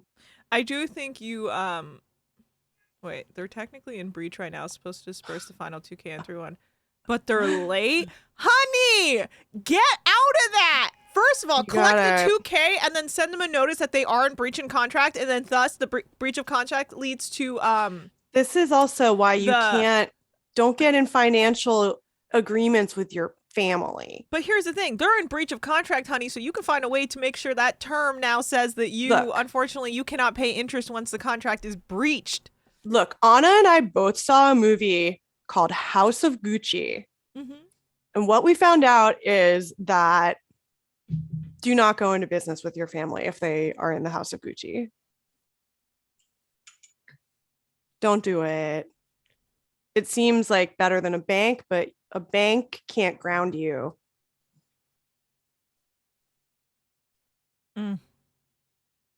Classic Incredible. wisdom. A bank can't ground you. Yeah, guys. Why don't we talk? Moving forward.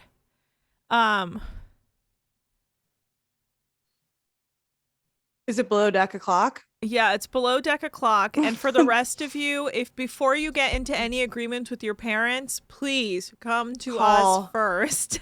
Call Anna and Molly. We need one of those songs. It's like, call Anna and Molly. Call Anna. That's the Call Jacob song. Call Molly and Anna. Call Deckheads. Yeah. That's the song. I was thinking about all my favorite radio for 20 jingles. years crewing like, yachts. Do you hear that? Safe Flight Repair, Safe Flight Replace. That's my other favorite. I find it very soothing. Okay. Below deck time. Okay, below deck with sailing yacht. the Speaking of lake glass that needs monster's to be parents. replaced. Yo, oh my. You know how that makes me feel. I get so irritated every time. Like, well, what did you think was going to happen? Well, that's the best thing about the show is the entire show of Below Deck Sailing Yacht is just Broken glass. a person surprised that being on a boat, glass keeps shattering because of the wind and sailing.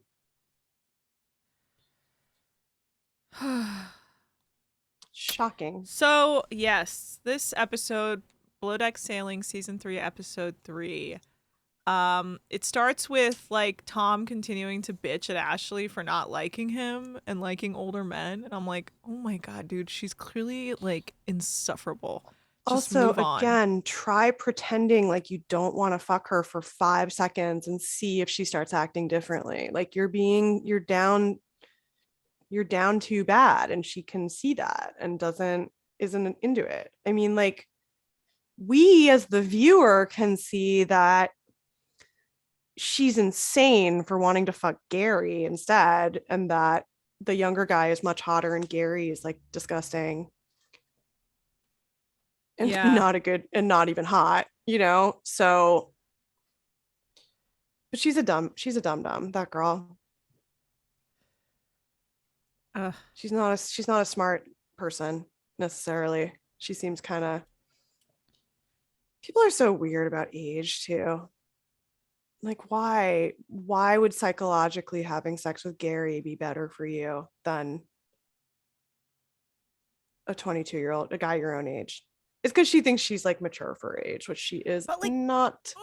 It just makes me think that she watched season 2 of Sailing and decided that she needs to get like the most popular guy amongst the women to like her as like a point to prove. Well, It it's makes also no funny. sense. It's funny because it is like, I don't know. I feel like Gary's not as much like Gary's still Gary, but he's not coming on as much of like, hey, it's me, the wild and crazy guy this season. Do you think? Or maybe it's just after Jake. I'm like, my standards for like crazy horn dog on Below Deck have gone up to this other part. He doesn't seem that, but also sometimes that happens where it's like somebody's crazy on the first season and then they're like a little more toned down after they've seen how crazy they came off on TV.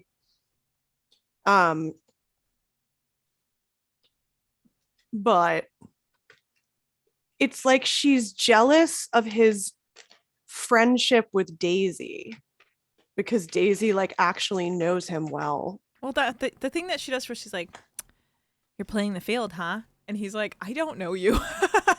Like, and she's like, married. And he's like, "I'm talking to our other coworker. Is that playing the field? Sure, I guess in a way." Hold on, I have to feed my cats. They're going nutso. So you take the stage for a minute. That's me. Meow. Meow. Meow. Is this good content for you guys? Meow. Sorry. I just start choking myself. Yeah. Kill me. Meow.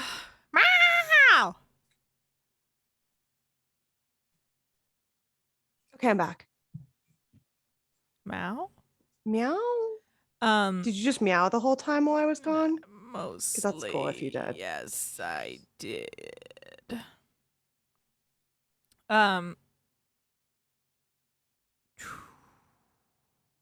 Okay. Yes, so yeah, that's how the episode starts. But then Gary's also really trying to make Tom and Ashley happen and like make up the next morning so she will like it. I don't know. Gary really wants Tom and Ashley to hook up, so I think that it would take her off his chest, Yeah, I don't think he wants to hook up with Ashley, but he's kind of like. But he's also Gaza, like, so. Right, he's like Ken Marino in Wet Hot American Summer. He's like, you can't help it. Actually a virgin or something, but his whole personality is like, I'm so horny. I'm a crazy guy. I just love to party. And it's like maybe he doesn't even like to party that much. Who knows? Yeah. Um, got a missed call. So Tom, of course, we have like a weird sailing moment, of course, that leads to destruction. With like a bunch of shit flies off the table. Daisy's pissed, like, I didn't give enough time to prepare. And it's like, yeah, or not Gary, what's his name? Glenn doesn't seem to give a fuck this season. No, Glenn does not give a fuck. No, he's not even remotely worried that everything's like being destroyed. No, well, I think you have to a little being bit like, just accept the chaos, right? And just shit be like, happens. yeah, everything's gonna get destroyed on the sailing yacht every time. What do you think is gonna happen? It's a sailing yacht. Yeah. What else sailing happened?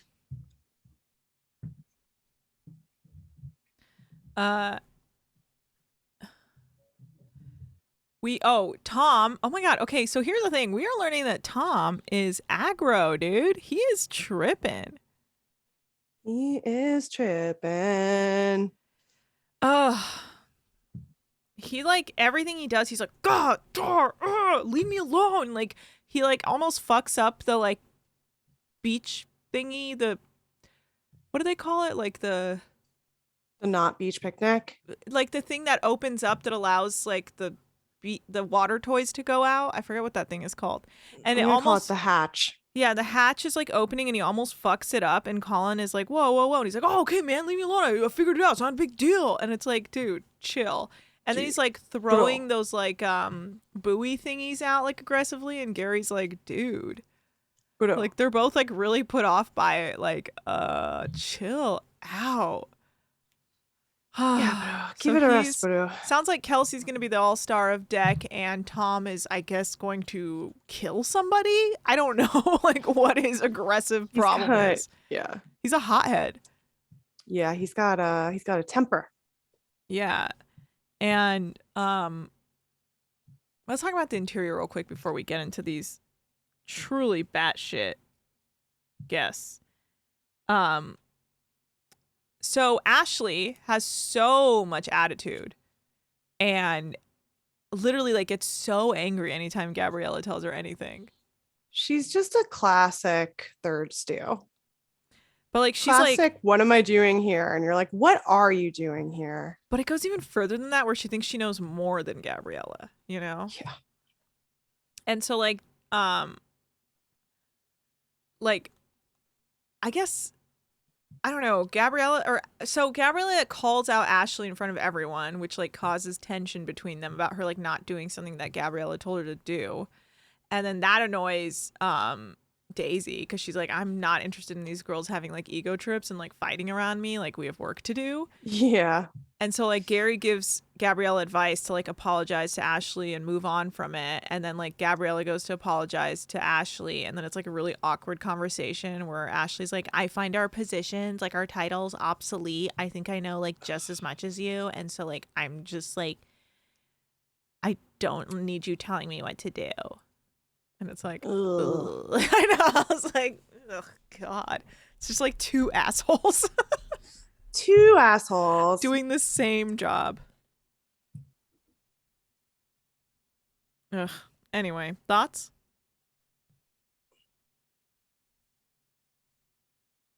That's my thought. Oh, cool. Not that exciting. Most exciting thing this week was the stuff crashing. I mean,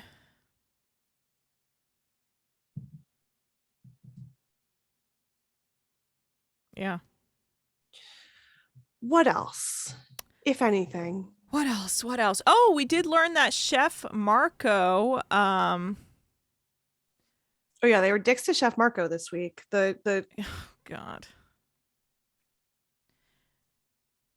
The guests were not pleased. Well, we do also learn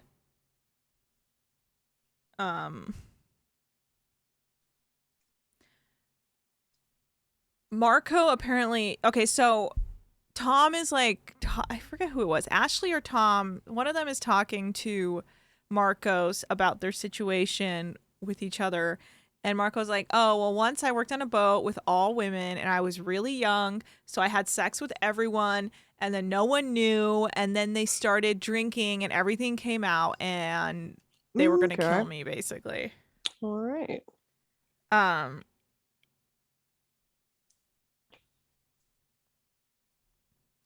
And yeah, I mean, he's like potentially one of the funniest people on this show. Yes. I really enjoy him.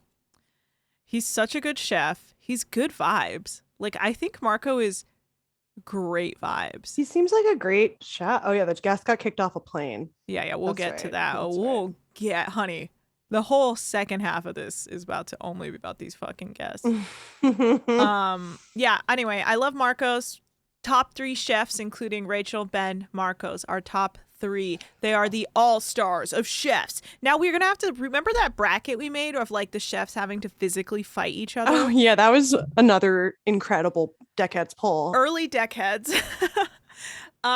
Marcos is a tight. I think Marcos and Rachel would be an incredible fight to watch. I agree. Because you know Rachel is scrappy as hell. Oh yeah, she's a good team up to Marcos in a Las Vegas Caesar Palace style fight. Bring it on. Pay per view, bitches. Pay per view. I want to pay for per a view. It's gonna be me and Molly in Lindsay's like bikini butterfly tops walking across the stage and like the holding the rounds numbers. One. Get ready, guys. If anyone wants to give us $15,000, sponsor, yes, like with Monster, no APR, hit up your parents. Let them know we will not be paying interest.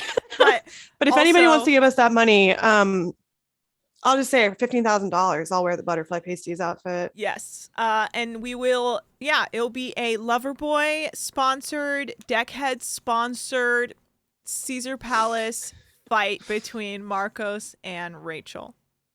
Can't wait. Tickets are going for $1,000 a seat because we have to pay back interest. We got to pay back Lake Monster's parents. We got to pay back. They give us a 55% APR, guys. We did not get a good deal. We basically fucked ourselves. We're paying just as much, like almost triple of what we originally got loaned out. Could you imagine? This is how we get Jen Shod. Did we get Jen Shod by that Lake Jen Shod right now? That's funny. Jen, a cook-off would be better. No. A cook-off? No. It's a physical fight. This is about punching and fighting, kicking. This is a physical fight, Orvigi. As if you would not want to see a fight between Rachel and Marcos. They would literally, honestly, I bet it comes out in a tie. I really can't imagine one beating the other. I agree. Okay. Let's talk about these guests.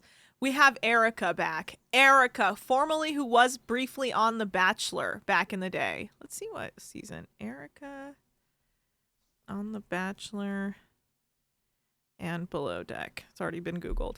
Erica Rose Sanders. You already looked it up. She was once whose season was she on? She was once around the way. Erica. God, her husband is such trash. Sorry for singing so much on this show. I think it's that's my nervous habit as I sing when I'm like trying to fill space. That's okay. Okay, she was on season 9 featuring Prince Lorenzo Borghese, and then she went to appear on seasons 2 and 3 of Bachelor Pad. Was he from the House of Gucci? No, he was just some like trash prince. You're my trash prince. I don't know if I love that. I mean that nice. It's nice.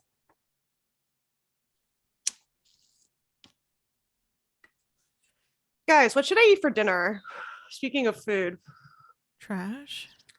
Posting this question to the chat. What should I eat for dinner? I am going to be hungry after this show. I don't really have any food in the house. And I'm kind of hungry. What should I eat? I don't like making decisions about what to eat. I like someone to tell me what I'm eating.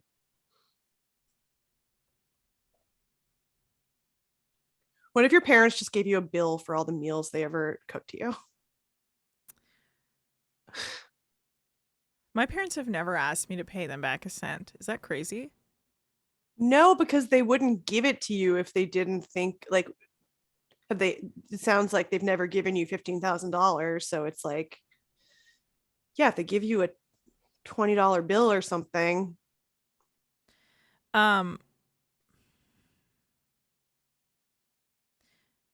Yeah, no, I don't think my dad does always remind me he paid $50K for my college tuition, but he doesn't actually ask me to pay it back.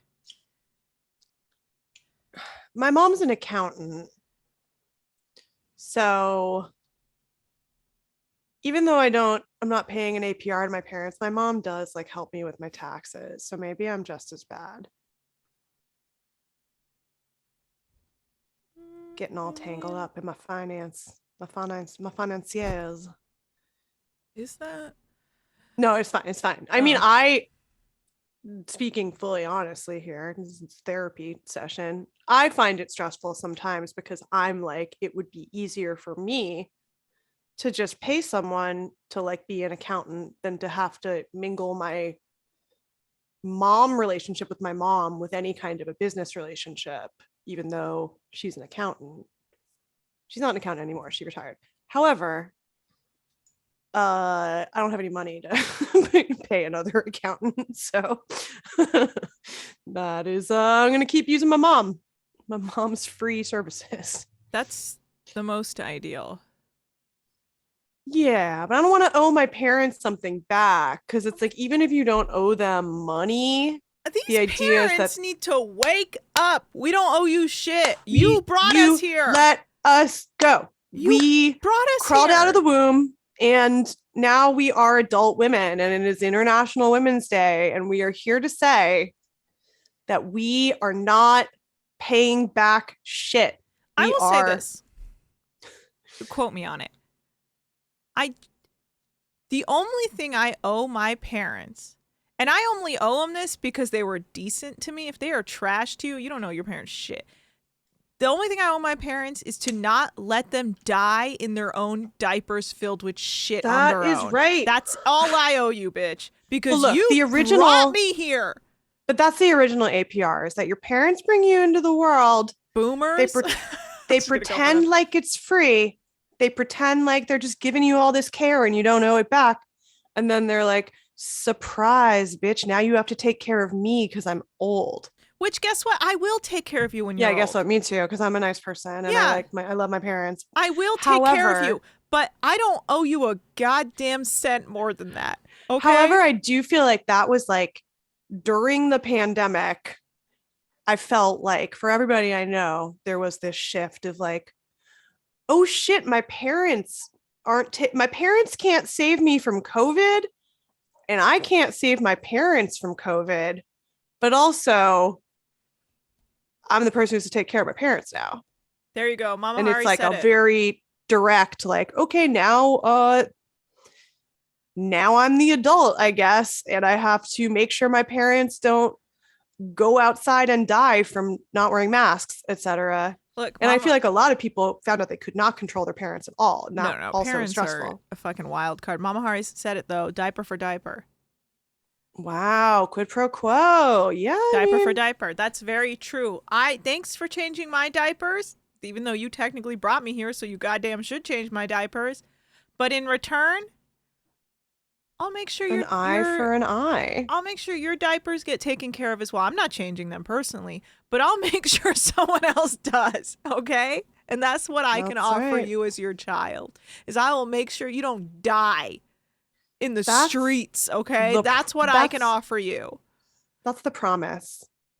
And I will take care of my parents because because you love them, and also it's the right thing to do. Also, because my 'Cause we're dad not- low key was like, "I'll do all this shit for you, but I swear to God, one day you're gonna have to take care of me." He actually said that to me, and I was like, "Okay." That's what The Sopranos is I literally about. was like, "Okay, Tony Soprano, what are you threatening?" That's what I'm me?" saying. People think The Sopranos is about the mafia. No, it is a domestic novel about elder care, among other things. I'm a home care nurse, and it's depressing as hell out there for patients and caregivers. My plan is to just head to the woods. I'm really into this show, Life Below Zero, this Alaskan prepper show on Disney Plus. It's like a National Geographic show. I watch it every night to like wind down because I don't have to pay super close attention. But there's this one woman on it who I'm obsessed with because she like hates people and doesn't want to be around people, including her own children. She just wants to like live alone in the wilderness and live in her wilderness camp with like a full camera crew watching. But she just talks constantly about all the ways she could die. She's just constantly like, well, I'm in my 50s and I'm not getting any younger. And a sheet of ice could fall on my head. I could fall through that. But she's so resigned to this. She's so like, that's what I want is I'd rather, you know, die free than live in society. It's really interesting. It's not how I want my life to be, but I'm kind of obsessed with how she is like that. Cause I'm also like, what's her deal? Like I any interest I ever had in like homesteading and like living off the grid and being far away from shit was entirely killed by COVID when I found out that I don't really like being isolated at all. I like living in a city and going out and doing stuff and talking to people and like seeing lots of strangers all the time Yeah. is like the one thing I need. So that's why I'm not personally going to head to the woods, but I will probably die in some weird apartment in Hollywood like all my heroes. JK. Okay. I hope that's not my fate. I just am saying it to be darkly humorous, dark humor jokes. You think your dark humor's funny? Sometimes. This girl. No one solved what I should eat for dinner. Also, I haven't heard one suggestion for what I'm eating. Anyone? Oh, that's right. Let's talk about these guests. Erica was on Bachelor. Now she's back. She was on season 2 of Below Deck. She's a monster. Everyone's unhappy they're coming back. Her mom, Cindy's coming back, and then they're actually bringing their husbands and friends. They want the master suite separated into 2 rooms because I guess Cindy says her and her nasty ass husband are going to be fucking.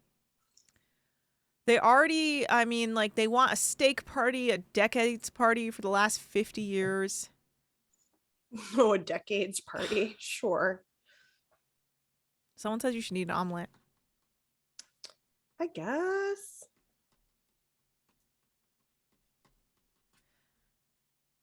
I have some eggs, but I don't know if they're good, and that doesn't seem like a good sign.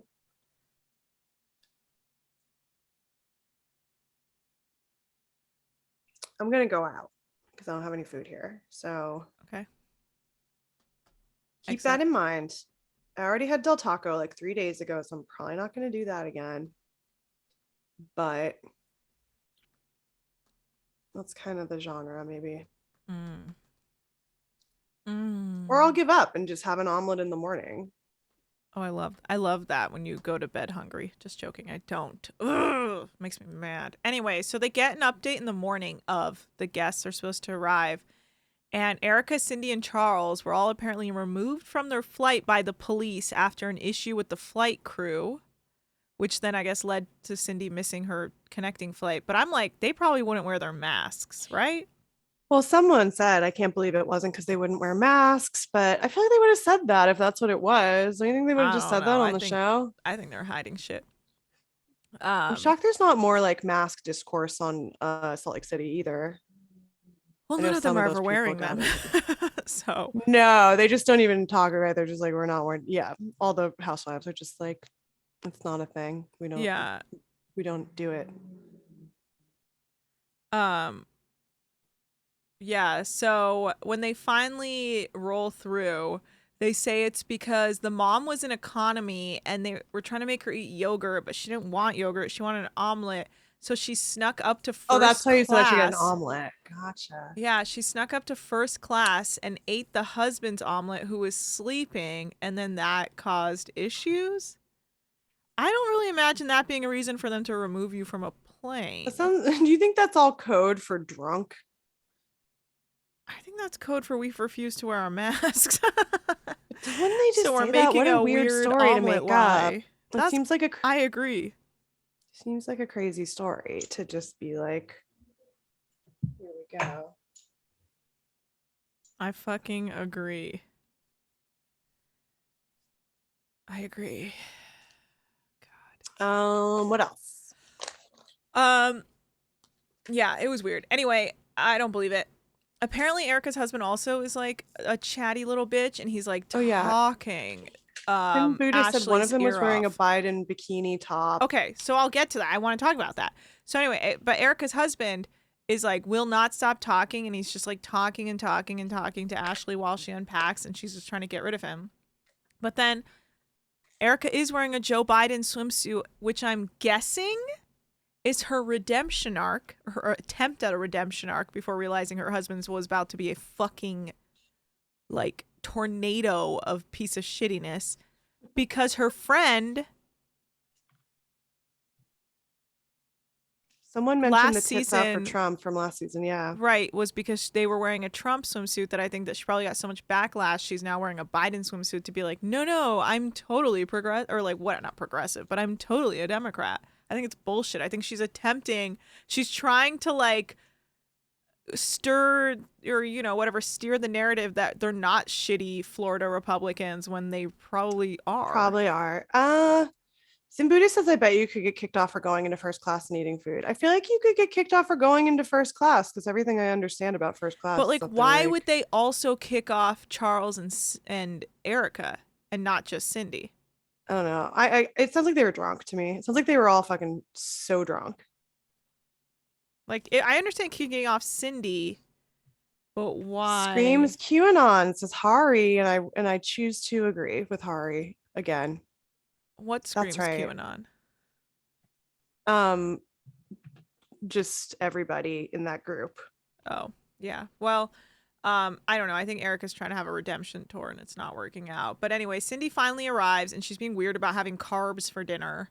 And then Charles can't handle the concept of gazpacho. He's like, it sounds disgusting. Gazpacho? Soup that's Gazpacho? cold. It's a soup and it's cold. Ugh, he's trash. And then like Cindy's like, let's go and talk to Marcos about dinner. And then they just like can't handle any food. Like they're like, wait, broccoli like sauce? Like, can you just make it like a broccoli? And he's like, you just want steamed vegetables? And they're like, oh yes, steamed vegetables and steak. I can't have my steak be any pink. And then Marcos is like, oh, you can wear a fancy dress, but you don't know what food is. Like, you're trash. No, they just are trash. They just don't care about food. They just are like, yeah. Yeah. And they were like, no pink in my steak. Yeah, and then so Marcos brings out the dinner, and like at the time, Charles likes the food. Erica sends her steak back to be cooked further because it has pink in it. But it appears she likes the food. But then Cindy keeps sitting there being like, this food is disgusting. This food is not good. And it's like, what are you talking about? Mm-hmm. I don't know. She's miserable. They are all miserable. And so then they plan to have brunch the next morning at 11 a.m. by Erica's request. But then Charles is like, he wakes up like in a rage being like, I drank a whole bottle of whatever scotch last night. I need food now. And he's like, I need an omelet. And they get him an omelet. And he's like, this omelet has tomatoes in it. I can't eat it. Ugh! And he throws a fit. Fucking woodcock. Yeah, shut up. And he throws a fit. And then even Cindy needs food now. And Cindy's like, they bring food for Cindy. And she's like, this is the worst. The food here is bad. And then Charles agrees. And he's like, I'm going to eat this omelet. Oh, it's disgusting. Oh, I can't eat this. I've got better food at the ballpark. And it's like, you people are like just so pathetic that this is like you're like, nothing you say matters. They're getting off on just yelling at people, I think. Yeah, they're like, like it's like, oh, that's the thing though. Like we know Marcos That's makes what good rich food. people, like nouveau rich especially, not that old school rich people don't do this in other more demeaning ways, but Can't they just end the charter? I mean, all the guests are such dicks. What are they going to do? That's the job. I know, but like they could end that charter. They don't They have could to keep end this any charter of the going. charters, but they want the money. But The is money, they take the worth it? humiliation for the money. Yeah. It's like Westworld. They pay to abuse you. Hari, it's exactly like Westworld. You are completely correct. Also, that's service, baby. They pay to treat you like a non-person. And you take the money to pretend like it doesn't affect you to be treated like a non-person. It sucks. Yeah. Capitalismo. This is like, I think I said this on the show before, but sometimes I blow people's minds because I used to work at Heidi World coming in 22. That's right, coming on April 11th. Heidi World coming about how everything is transactional. But I do feel like people are always surprised when they find out that the employees at Trader Joe's are like, that it's in the corporate code to be nice to the customers. And that's why they talk to you, because I worked there. And I love talking to people. So it was a good job for me because I was like, did genuinely love to talk to strangers constantly about like, oh, your license plate is from Hawaii. Tell me about, where are you from? But I feel like sometimes people are like, wait, what? I thought they just liked me. I thought they were just being friendly because they like were genuinely interested in me. It's like, no, it's because that's the job, dude. Waitresses don't like you either. That was rough to watch. Yeah, it was rough. I mean, sometimes they do like put up with stuff where I'm just like, you should call timeout on this person is being like too fucked up. Like, especially when they get like, I have transcended Trader Joe's policies and they are no longer overtly polite with me. I mean, look, if you shut a Trader Joe's employee down, they won't like force it. They're not like, I have to know a personal anecdote about you, but it's like the policy is to ask the customer a question or two about like, how's your day going? Oh, look what you got, this incredible gnocchi.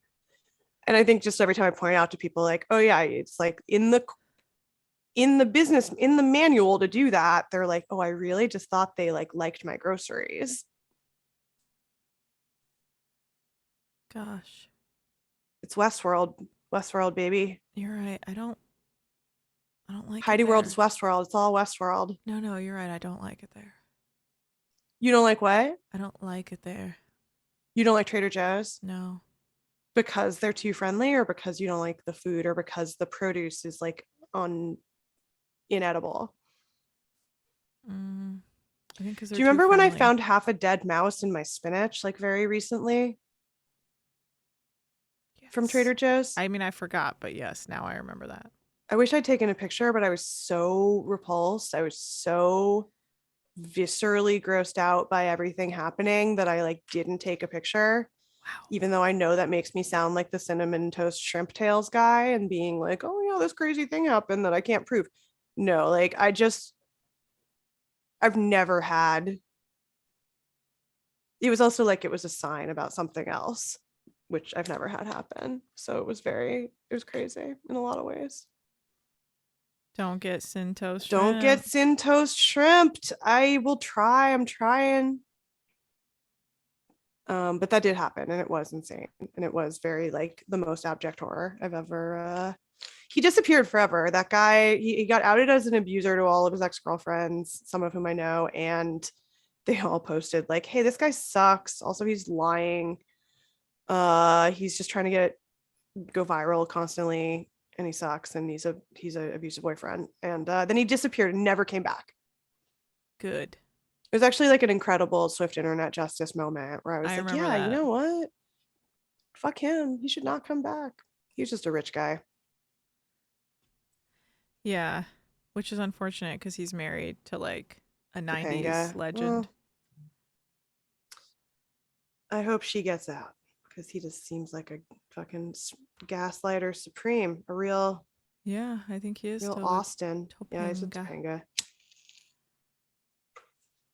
Topanga. Topanga. I love when a stunt backfires, though. Topanga. I love when an attempt to go viral. Yeah, he was always a sketchy kind of like man about Los Angeles who has no talent but thinks he should be like notable. There's a few of those. I know you would never believe me, but there's more than one. Yeah, I would never talentless believe man you. who he's from here though. He's like just a rich kid from Beverly Hills who, you know, Was he? sucks. Yeah, because he was like a white rapper. Oh, when right. I was knew that. in high school. He was always throwing. Think about how sketchy this is.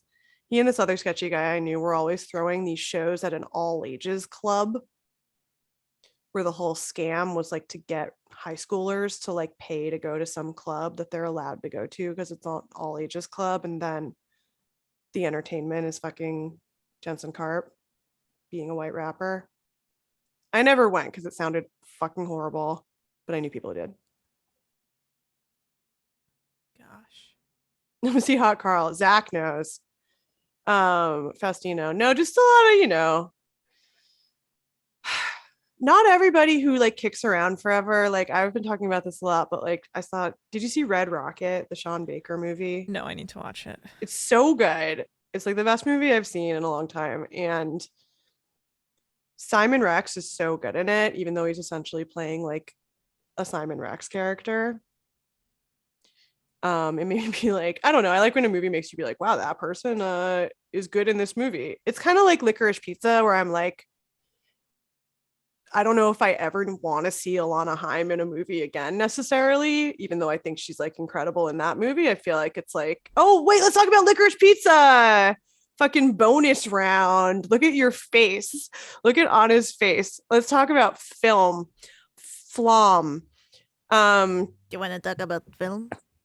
I'm gonna post that we're talking about Film Corner.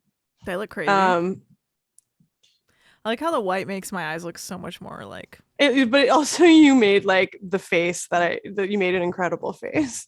Yeah, you like that? I do actually. It hurts my eyes to do that. Oh. Okay, talk about Licorice Pizza. For Red Rocket's so good. Simon Rex is so good. He completely deserved the Independent Spirit Award that he won. I don't know if he can be in anything else, or if it's just like he should be in this one movie and be incredible in it, like Alana Haim and Licorice Pizza, a movie Anna just saw. I hated Licorice Pizza. I don't know why I'm acting like I have so much attitude, but No, I want to hear when did you see it? I saw it last week at some point, I believe, and I found it stupid. Oh, dip chat disagreement. You found it stupid. In what way did you find it? Like you I didn't need to see a 15-year-old and a 25, like a 15-year-old basically wear down a 25-year-old into being his girlfriend. Do you think that's what happens in the movie? It appears so. You don't think the movie is like she's fucked up? That doesn't change the fact that that's just what happened, though. She can be fucked like, up, do you but think he the movie's wore do you her think ass down. Do you think the movie's endorsing that as romantic, or do you think the movie is like she's super fucked up and that's why she's making out with a 15-year-old? It's not because it's like they're meant to be together. Like the whole movie, she's doing crazy self-destructive things. That's what I liked about it. But then why does it end with them together? Because it's like the whole movie she's dealing with adult men and they're all like nightmare monster guys who are like scary. She's like figuring out, she's trying to be like an adult woman and it's fucking terrifying. So she keeps hanging out with a bunch of teenage boys because she's like immature. I don't know that it's necessarily pro. I think it's kind of saying it's fucked up. It's like Phantom Thread. It's like this isn't romantic, it's actually toxic. But I don't think they do a good enough job of that. This type of codependency isn't necessarily like romantic. It's like I just like fucked up. I found her fucked up and I found the attention from all the men really fucked up and how they treated her. But I don't think he treated her that much different than all the older men. So like the idea of her going to the younger man, to me, I was like, well, this isn't hit for He me. was just creepy in a different way. I was saying it's like a movie about reply guys. It's like, and she ends up with one. So I'm like, oh, no, I'm not. Kid. I don't think the movie is endorsing like show your tits to 15-year-olds. I think it's saying like that's fucked up. Don't do it.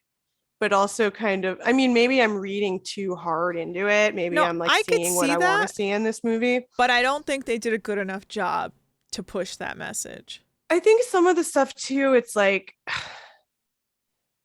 I don't know. Yeah, I guess it's like I saw it as that it was saying that like the Alana character, it's like these are her options are like horrible adult men who disrespect her or like teenage boys who just like simp for her in this way that's actually really entitled, where they're like, hey, show me your tits. I've been hanging out with you all this time. Don't you think you should show me your tits now? It's like they're both horrible.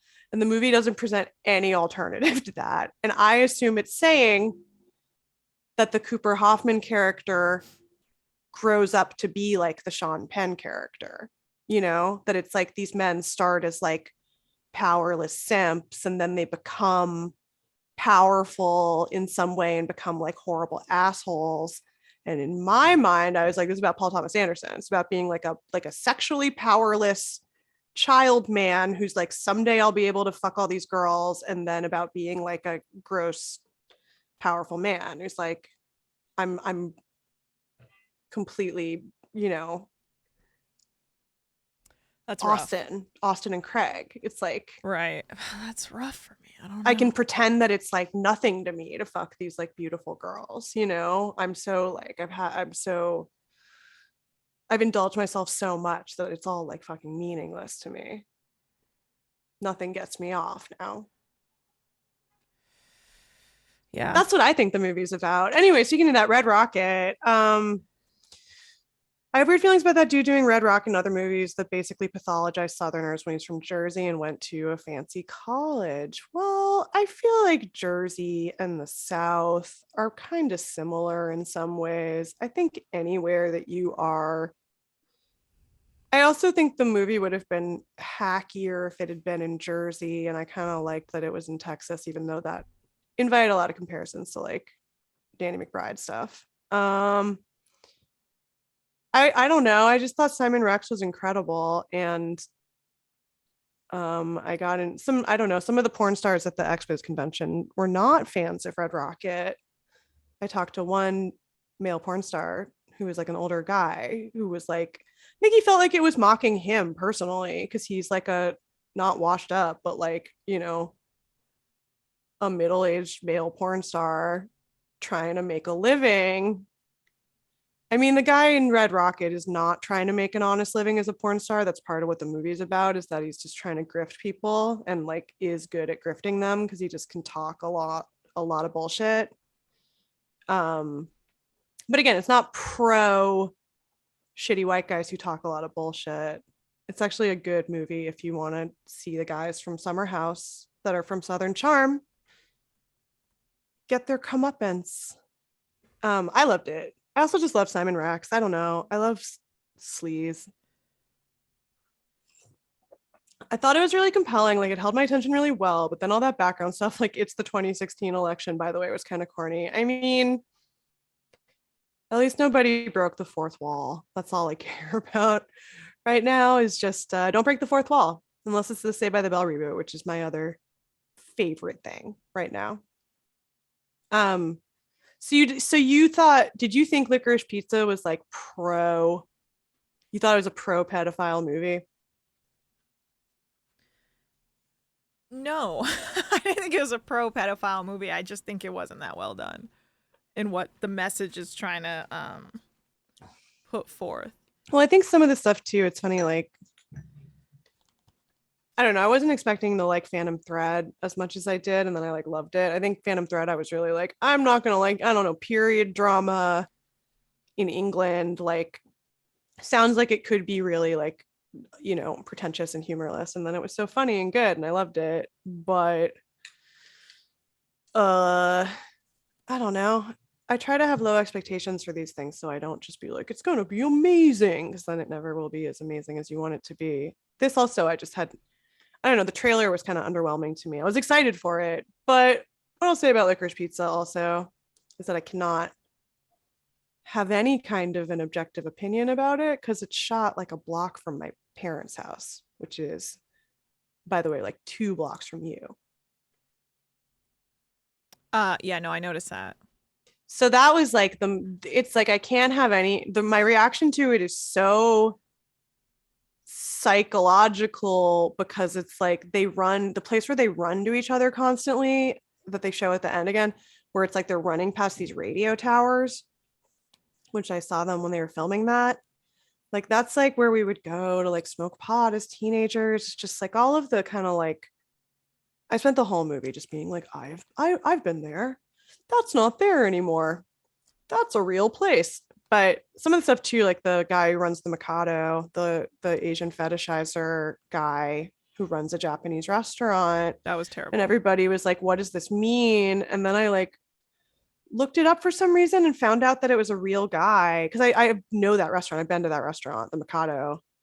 And then I looked it up and found all these articles in the Van Nuys newspaper from the 70s about this guy, about how that just make him seem exactly like the character, where you're like, okay, this isn't made up. And the gay politician too, like these are just real stories, I guess, of real guys from the valley, which is like, obviously you're choosing to which things you're putting in the film, but some people were like, I don't know, they were like, why did he put this in here? And then it's like, well, it did happen. It's not like a crazy invention of like Paul Thomas Anderson. It's like this guy was an early proponent of like bringing Japanese food to Los Angeles, but he was a fetishizer. He was like a white guy who went to Japan and got obsessed with Japan, and then was like, I'm going to open a Japanese restaurant.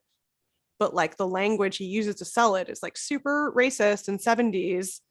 Again, I'm not saying that if you were like offended by that scene, that it doesn't make sense to like be offended by it. Like obviously it's like a lot of fucking triggering stuff in that scene.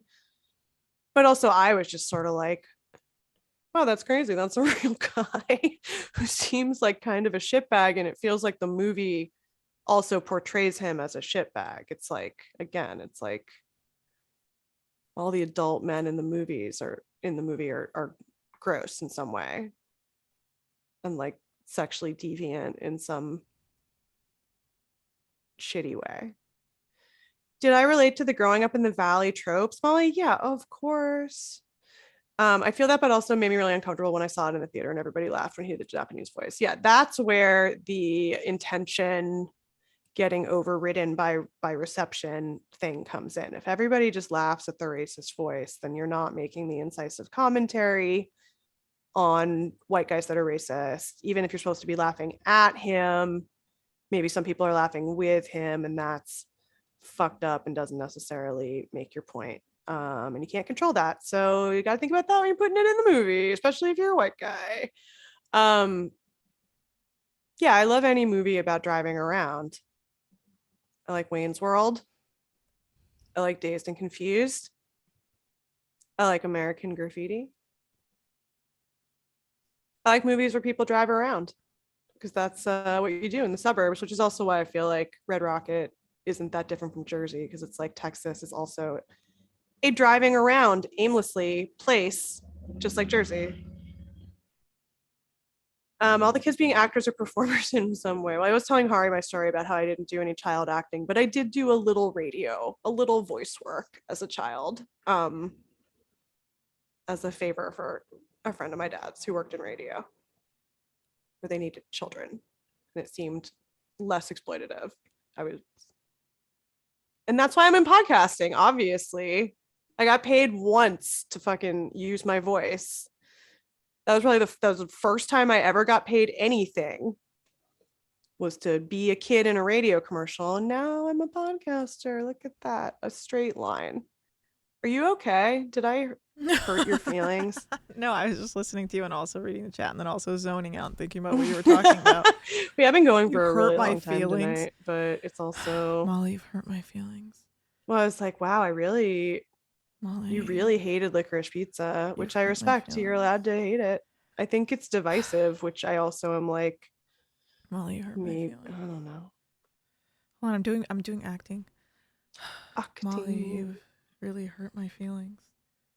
What? I would feel really bad if I did really hurt your feelings. I don't want Molly, to I'm hurt your acting. feelings. Molly, shh, I'm acting. Oh, Hold oh, Molly, Oh. you really hurt my feelings. oh no! I It's can't really do it. convincing. I can't it's do it. it's also convincing when you have the white eyeliner, makes your eyes look very like teary, like the whites of your eyes. I can't imagine growing up in the valley. You disturbing people. That's what I think. Now that I've seen Licorice Pizza, I'm like, you disgusting people. You disgusting show business people. You grew up in Davis, right? I grew up in the Bay. I moved to Davis later. You grew up in the Bay and then you moved to Bay. Like Berkeley, Well, Oaklando. classic NorCal to be like, disgusting Southern California. Oh, disgusting. Disgusting. You know what's funny? Like, I used to think like there was a real beef between the two. Well, there used to be. But I think here's we the actually thing. solved it, you and I. I don't think there really is. I think Northern California has beef with Southern California, and Southern California is like, what? Look, let me tell you a little secret about Southern California. They don't care. Everybody has beef with Southern California. Southern California does not retaliate, and that is Southern why California doesn't give we a drive fuck. everybody insane. It's because everyone's like, we're fighting you. Why won't you fight back? And it's like, And they're like, because we're fucking chill. We're relaxed. We're very laid back. Also historically in rap, the Northern California rappers and Southern California rappers, it's like California's just so big. You got to help each other. However, I do think it's like there used to be way more. I used to get way more aggression from Bay Area people about being from LA. They'd be like, fuck LA. LA sucks. Don't you hate it there? Everyone there's so fake. And I'd be like, yeah, the Bay Area seems cool. I kind of wish I lived there. I don't know. Like public transportation seems fun and nice and a walkable city. Oh, man. But then I think ever since I've Silicon seen. Valley, yeah, Zach says rent's too high to retaliate. I think ever since Silicon Valley like blew out the whole Bay Area, a lot of Bay Area people had to come move to Southern California. And I think a lot of them like it, but also I think a lot of them are like, well, Northern California sucks now. Southern California sucks too. But like, where else are we going to go? We're Californians. We live here. We live by the sword, by the S word. By the S word? I don't know. I'm just vamping. We're at 220, baby. Oh my God, you're right. I'm 220. losing Can I it. just I'm read losing a it on the text? Twitch. I gotta I'm read a fucking- text my mom just sent me. What does it say? She wrote, "Hi Anna, how are you doing? I hope everything is well with you and your family." She's referring to my pets. Wait, your mom How is- said, I hope everything's well with you and your family. Yeah, she always says that as if I have like a family. How Oh, is that's so Trim and Ace cute. doing? Also, be good with Trim. He loves his mom. He's talking to my cat. She's talking about my cat. Aw, Take that's care of very yourselves and have a sweet. wonderful night. Love you and miss you all. Aw. But the fact that she's gonna call me out on not giving the same amount of love to my cat as I do my dog. The nerve. She's being shady. I mean, My mom is being messy in that text. it seems fun. That's nice. No, it's true. I find my cat is really maniacal. and he does like to torture me. So yes, I do sometimes treat mean, the my cat- dog with all- more love. But All cats are maniacal. yeah, but the cat Same is thing. constantly ripping apart my couch, destroying everything around me, meowing in my face at 4 a.m. Like, what You am I know supposed to do what? here? That's you're supposed to accept them and love them unconditionally, My and then take children. care of them when they get old. I wrote, Trump's by Arcady my side all says the time. He gets treated the fine. the Heim dad was very funny. That's the I real agree. dad. That's the real The dad. real parents play their parents and the sisters play their sisters. I mean, who would cast their own dad in a podcast? you know who I think is fetishizing Alana Haim? Paul Thomas Anderson. I have some thoughts on that, but I can't say them on the podcast, so I guess we'll have Oh to my keep that God. for. Get messy. Okay, I'll get a little messy. Here's what I have to say. I like how I just whined into you getting messy. Well, look, if Ah! you're watching the show at the 2-hour and 20-minute mark, you get to hear my take on Paul Thomas Anderson fetishizing Jewish girl, which is that I think it's fine. What is the take? It's fine that It's fine. Well, it's like I think it's like when you are a Jewish woman, which I'm a half-see. You When hear you're so much what? A stuff half-see about. what? I'm a half Jewish person. Oh, got it. I was like, I don't. What are you half? I'm a half. I think it's like there's so much stuff about Jewish men being so like repulsed by Jewish women and like liking like the shiksas and the blonde, like the opposite, that it takes a while for you to figure out that non-Jewish men are the same. They're also like, oh, this is exotic to me because it is different from what I know in some way. But also there's just a lot of cool Jewish girls in the Valley. So I can't be mad that Paul Thomas Anderson grew up around a bunch of cool Jewish girls and internalized that as his type. Because again, I'm like better than Grace Kelly, I guess. But also, I don't know, maybe the movie's about fetishization. I didn't think about that until right now, right? I don't know. Because of if it's about her nipples, well, look, I love a 70s nipple. I love a braless moment. I love again, it's just like I can't be objective about the movie. I like the 70s. If you're in the Valley, it's like a little bit always the 70s.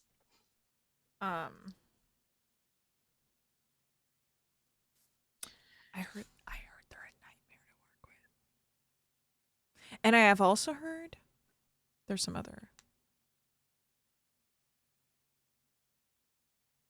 We can't talk about this stuff on the air. No. But I just heard once that they were tough to work with, but that's what everyone says about everyone. So I don't even know how everyone says everyone is hard to work with, and it's not clear how real it is because I think hear it's people like- say someone is hard to work with, and then I meet them and they're lovely, and you're like, what? But then I think someone it else depends. tells you something else. It's very confusing in this industry. Who's having a bad day and who's actually bad? Oh, I think some people are just having a bad day, especially on podcasts, because I feel like when people are doing a press tour and it's like sometimes you just get them on a bad day, because I've had that experience with like comedians a lot, where you're just like, are you always a dick on podcasts, or are you just being a dick on my podcast because you don't care about me and I can't help your career? This is about Hannibal Buress. Interesting. Yeah,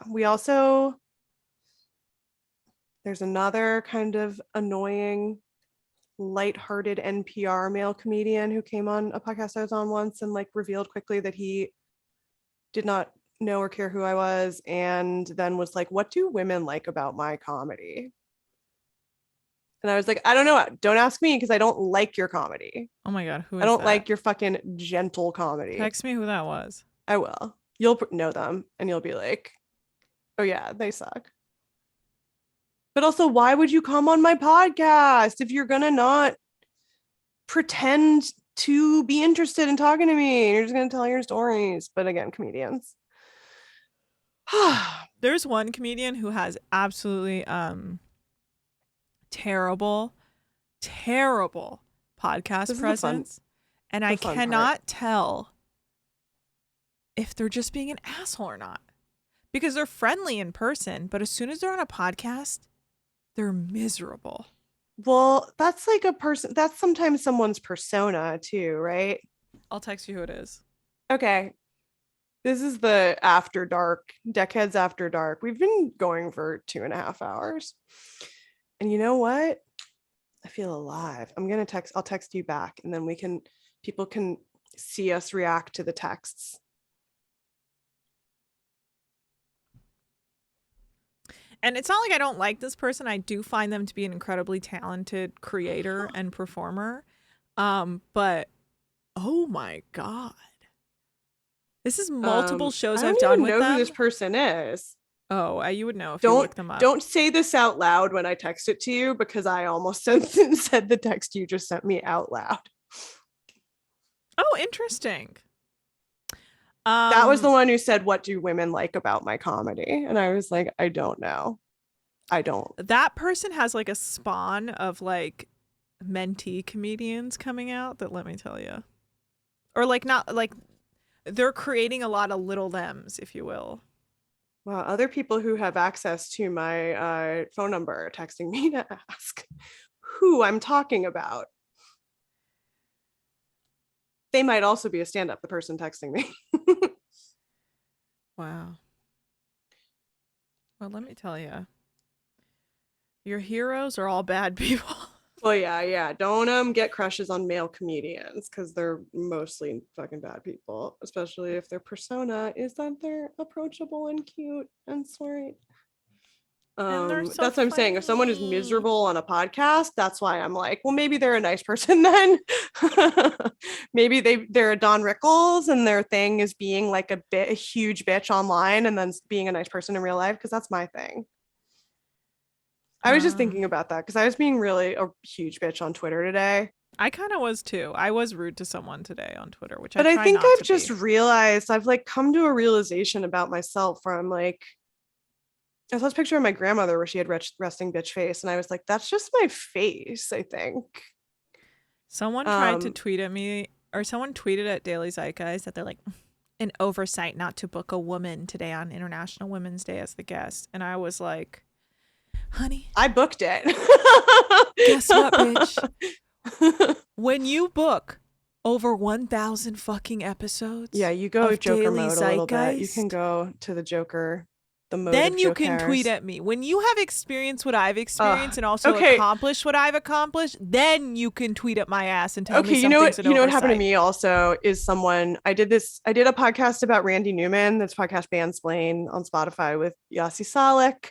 Mm-hmm. We did like a 3-hour podcast about Randy Newman and other like 70s singer-songwriters. And I've never gotten so much response from men just being like, here's why you're wrong. Let me tell you.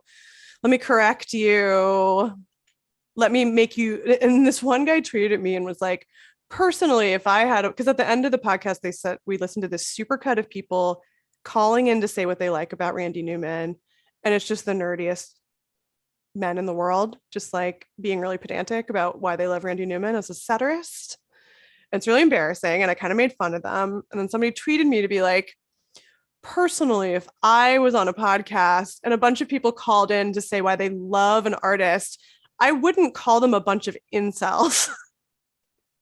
Well, and I was like, fuck off. Guess what? You owe me money now for forcing me to engage. Because that's also what I've been thinking about a lot, is like, just because of my internet presence, I think a lot of men think I want to talk to them about like culture. And somebody was like, you should charge them. And I was like, you're right. I don't just want to talk to random guys about Randy Newman. I want them to listen to me and then pay me if they want to talk about it back. People think a podcast is a two-way discourse, but it's a one-way. I make the content, you Venmo me for making content. And if you have an opinion about it. I sent my Venmo to my friend who sent me like a 3-minute long message about his like point by point response to the Randy Newman thing. He did not Venmo me. Because he was like, this is back and forth. We're both doing emotional labor. And I was like, no. God. You you listen to my podcast and now you have an opinion, you should pay me $200 to send me a 2-minute voice message. Start an OnlyFans. I literally was like, I've never wanted to start a Substack, but I would start an OnlyFans just to like respond to people's questions about movies and such. Because I do it for free and that's dumb. Why am I doing it for free? I should be charging. You should be charging.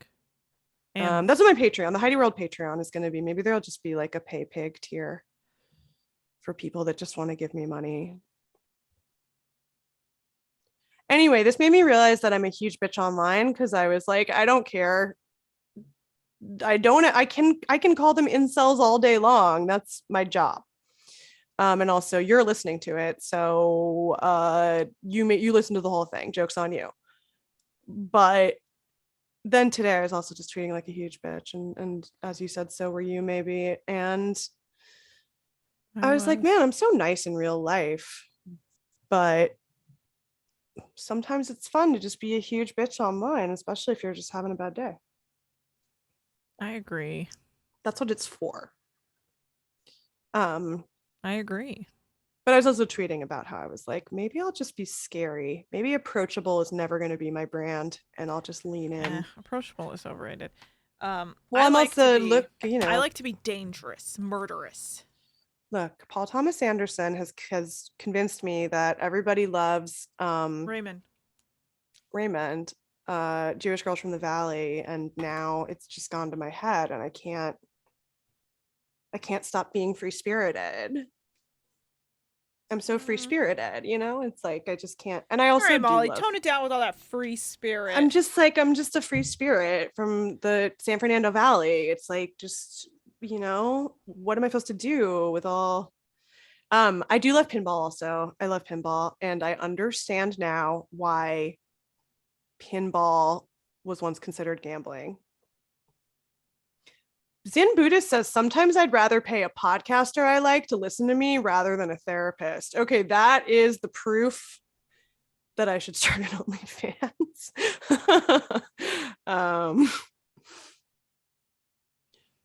For International Women's Day. I think International Women's Day, fuck you, pay me. Just kidding, it's a socialist holiday. It's a Marxist holiday. But also, no ethical podcasting under Podsumption.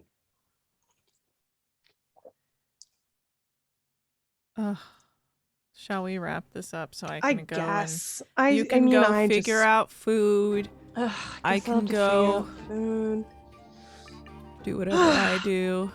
Thanks for watching, guys.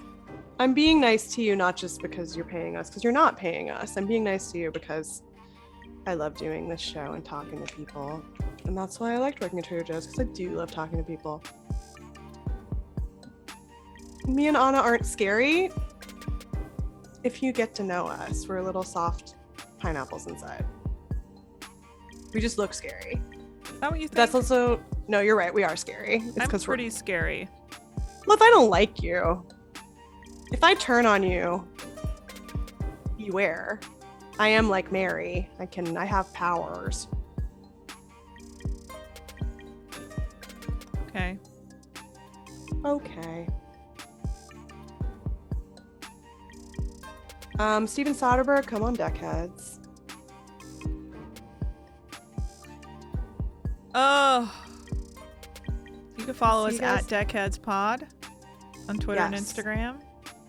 You know. And if you have any topics, any shows, I miss Euphoria. Maybe, we gotta talk about the Lakers show next week about winning time. That's right. Didn't we say we wanted to make Zach our winning time correspondent? Yeah, let's make Zach our winning time. I mean, we'll just talk for like the first 5 hours about how insane it is that it's not called Showtime, which is the name of the book, and also the whole Lakers thing. You know they couldn't get the... It's because there's a network called Showtime, but it's so stupid it's called Winning Time. It's like... I know, but I think they probably couldn't get the rights to the title of the book, I think. Or even just just Showtime. called it like Laker Showtime or something. I don't know. Winning Pretty Time is strange. like so... It's too close and wrong. It falls into the uncanny valley of titles. They should have It's just like it should be called it should have Laker been called Dynasty or something. Jerry Bus Time. It should have been called Bust Down. Yeah, we know Showtime is the HBO rival, Zach. Just like the Lakers and the Celtics. Okay, 30 to 40 grand said there's no way that show is good. I think it's Guess good. what? We like it. They do break the think it's fourth good. wall a lot, Yeah, but it's that a really part, good. I'm like, okay, tone it down. Not my favorite, but I needed something to take the pain away with Gemstones over and Euphoria over, and it really hits the spot for that because it's got just really good aesthetics. The basketball player actors are really well cast. We'll talk more about our deep cut opinions next week, but yeah, it's Oh yeah, I do. I hate that it's shot like it's old school. I'm like, I can't. Oh, you hate it? You hate the fake 70s video I can't. filter? I'm like, how did we come this far and you're still gonna shoot it. like it's the fucking 70s? Oh no, that shit works on me great. That's what I'm saying. It's like Euphoria in that it's mostly aesthetics. It's mostly just like You know like- what? Look, it's Scorsese themed. I'm friends with the wife of the guy who made it.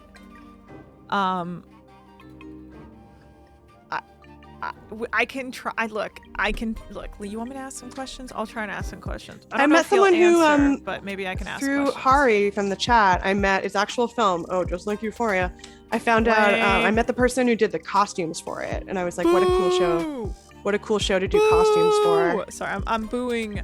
You're booing the film grain, not the costumes. I know. No. I'm booing the concept of using film as if digital wasn't a goddamn masterpiece of technology. I completely agree with you. This is one thing we do fall on the same side of, is that we are not film purists, and that's probably also why you did not like Licorice Pizza, because that shit is Of course it's film. It's a P.T. Fucking film. Anderson crap. I just feel like if you have no money and you're trying to make a movie, you gotta shoot it on digital. If you have no money, you shoot on your 4K iPhone. I'm gonna make sure on my iPhone again soon. I love shooting stuff on my iPhone. Great. That's why Steven Soderbergh would love our show, because he loves new media. He would love Twitch. He loves Below Deck. He loves Sex Lies and Videotape. Bring him on the show. If anyone knows Steven Soderbergh, please Mama tell Hari him. says it's film, but it looks fake. I agree, though. Yes, See, that's I the agree. thing. It doesn't look good, in my opinion. No, it looks like they ran the iPhoto like it's the 70s. It looks like an Instagram filter. If it's real an film, Instagram filter that is not done well. That is my Yes. opinion on that. So it doesn't hit the way they want it to for me. yes. If it's shot on film, but then they added the grain or whatever, it does look like Hipstamatic. Exactly. Yes. And it's giving. and again, I feel like it's going so hard. We're just talking about it now. I feel like it's going so hard for Scorsese Casino, but it doesn't hit it in quite the same way that Righteous Gemstones does. Righteous Gemstones to me is as good as Casino. This is like Casino themed. It's like there's a lot of action. It's beautiful, a lot of good shots. Everyone looks great. It's not perfect. It's not. It is. We're gonna watch the whole thing. I also hate that they opened it with Magic Johnson getting AIDS. Spoiler alert. Actually, was so I forced. genuinely believe there's no. You don't have to say spoiler alert if it happened in real life, in my opinion. Well, that's what I feel like too, is it's like you can just introduce Magic Johnson and I think people know what that means. You don't have to be like, P.S. he got HIV at the very beginning of the show to be like. Yeah, but that is a personal rule of mine. Someone tried to say I spoiled, what's that, Mark? Happened in real. No. Someone tried to, Mark Wahlberg. You What's spoiled the that movie? OJ trial. Yes, I spoiled the OJ trial. No, what's that Mark Wahlberg movie? The fuck? Where is this? How many movies has Fool been in? So many. I watched all of Wall Street also. Did we talk about that on the show? Someone before? said I spoiled Deepwater Horizon for them. I don't even know what that is. I was like, it's a movie about the largest like BP oil spill. What do you mean I spoiled Were you like it you for spoiled you? that there was an oil spill? Like what? In what world? It's like there were like real consequences from that. I just love when you get angry. I just think if you're gonna tell me I spoiled Deepwater Horizon, it happened in 2010. It just happened. I'm sorry you weren't reading the news, but you can't spoil something it happened in real life. So that's my personal rule: is there is no such thing as a spoiler alert if something is based off something that happened in real life. You're just not reading the news. Fair enough. So you can't spoil, like, you know what? You don't have to. You know what, Molly? Give yourself grace. You don't need to say spoiler alert. By now, you should have figured out everything that's ever happened in the world, okay? And if you haven't, that's not my problem. Okay, fine. It's not my problem that you haven't read everything ever. What if I have, though? Maybe I have. Then it's impossible to spoil you. Because you know. Just assume I've read everything, and then you'll never spoil me on anything. Spoiled my eggs too, Foo. Not me. I don't know what that means, Zach. Are you yelling at me right now? He's being a little Reynolds Woodcock over here. All right, I'm gonna figure out dinner, I guess, guys. Thanks for watching. Congratulations to all our viewers. You've made it thus far, and you will be getting the prize of this ending. Oh, Twitter. We're at Deckheads Pod on Instagram and Twitter, and I'm at Anna Hosni. Molly? No, I'm at Molly Lambert. Check it out. Check it out. All right, guys. Until next time, go read everything. Okay, bye. Bye.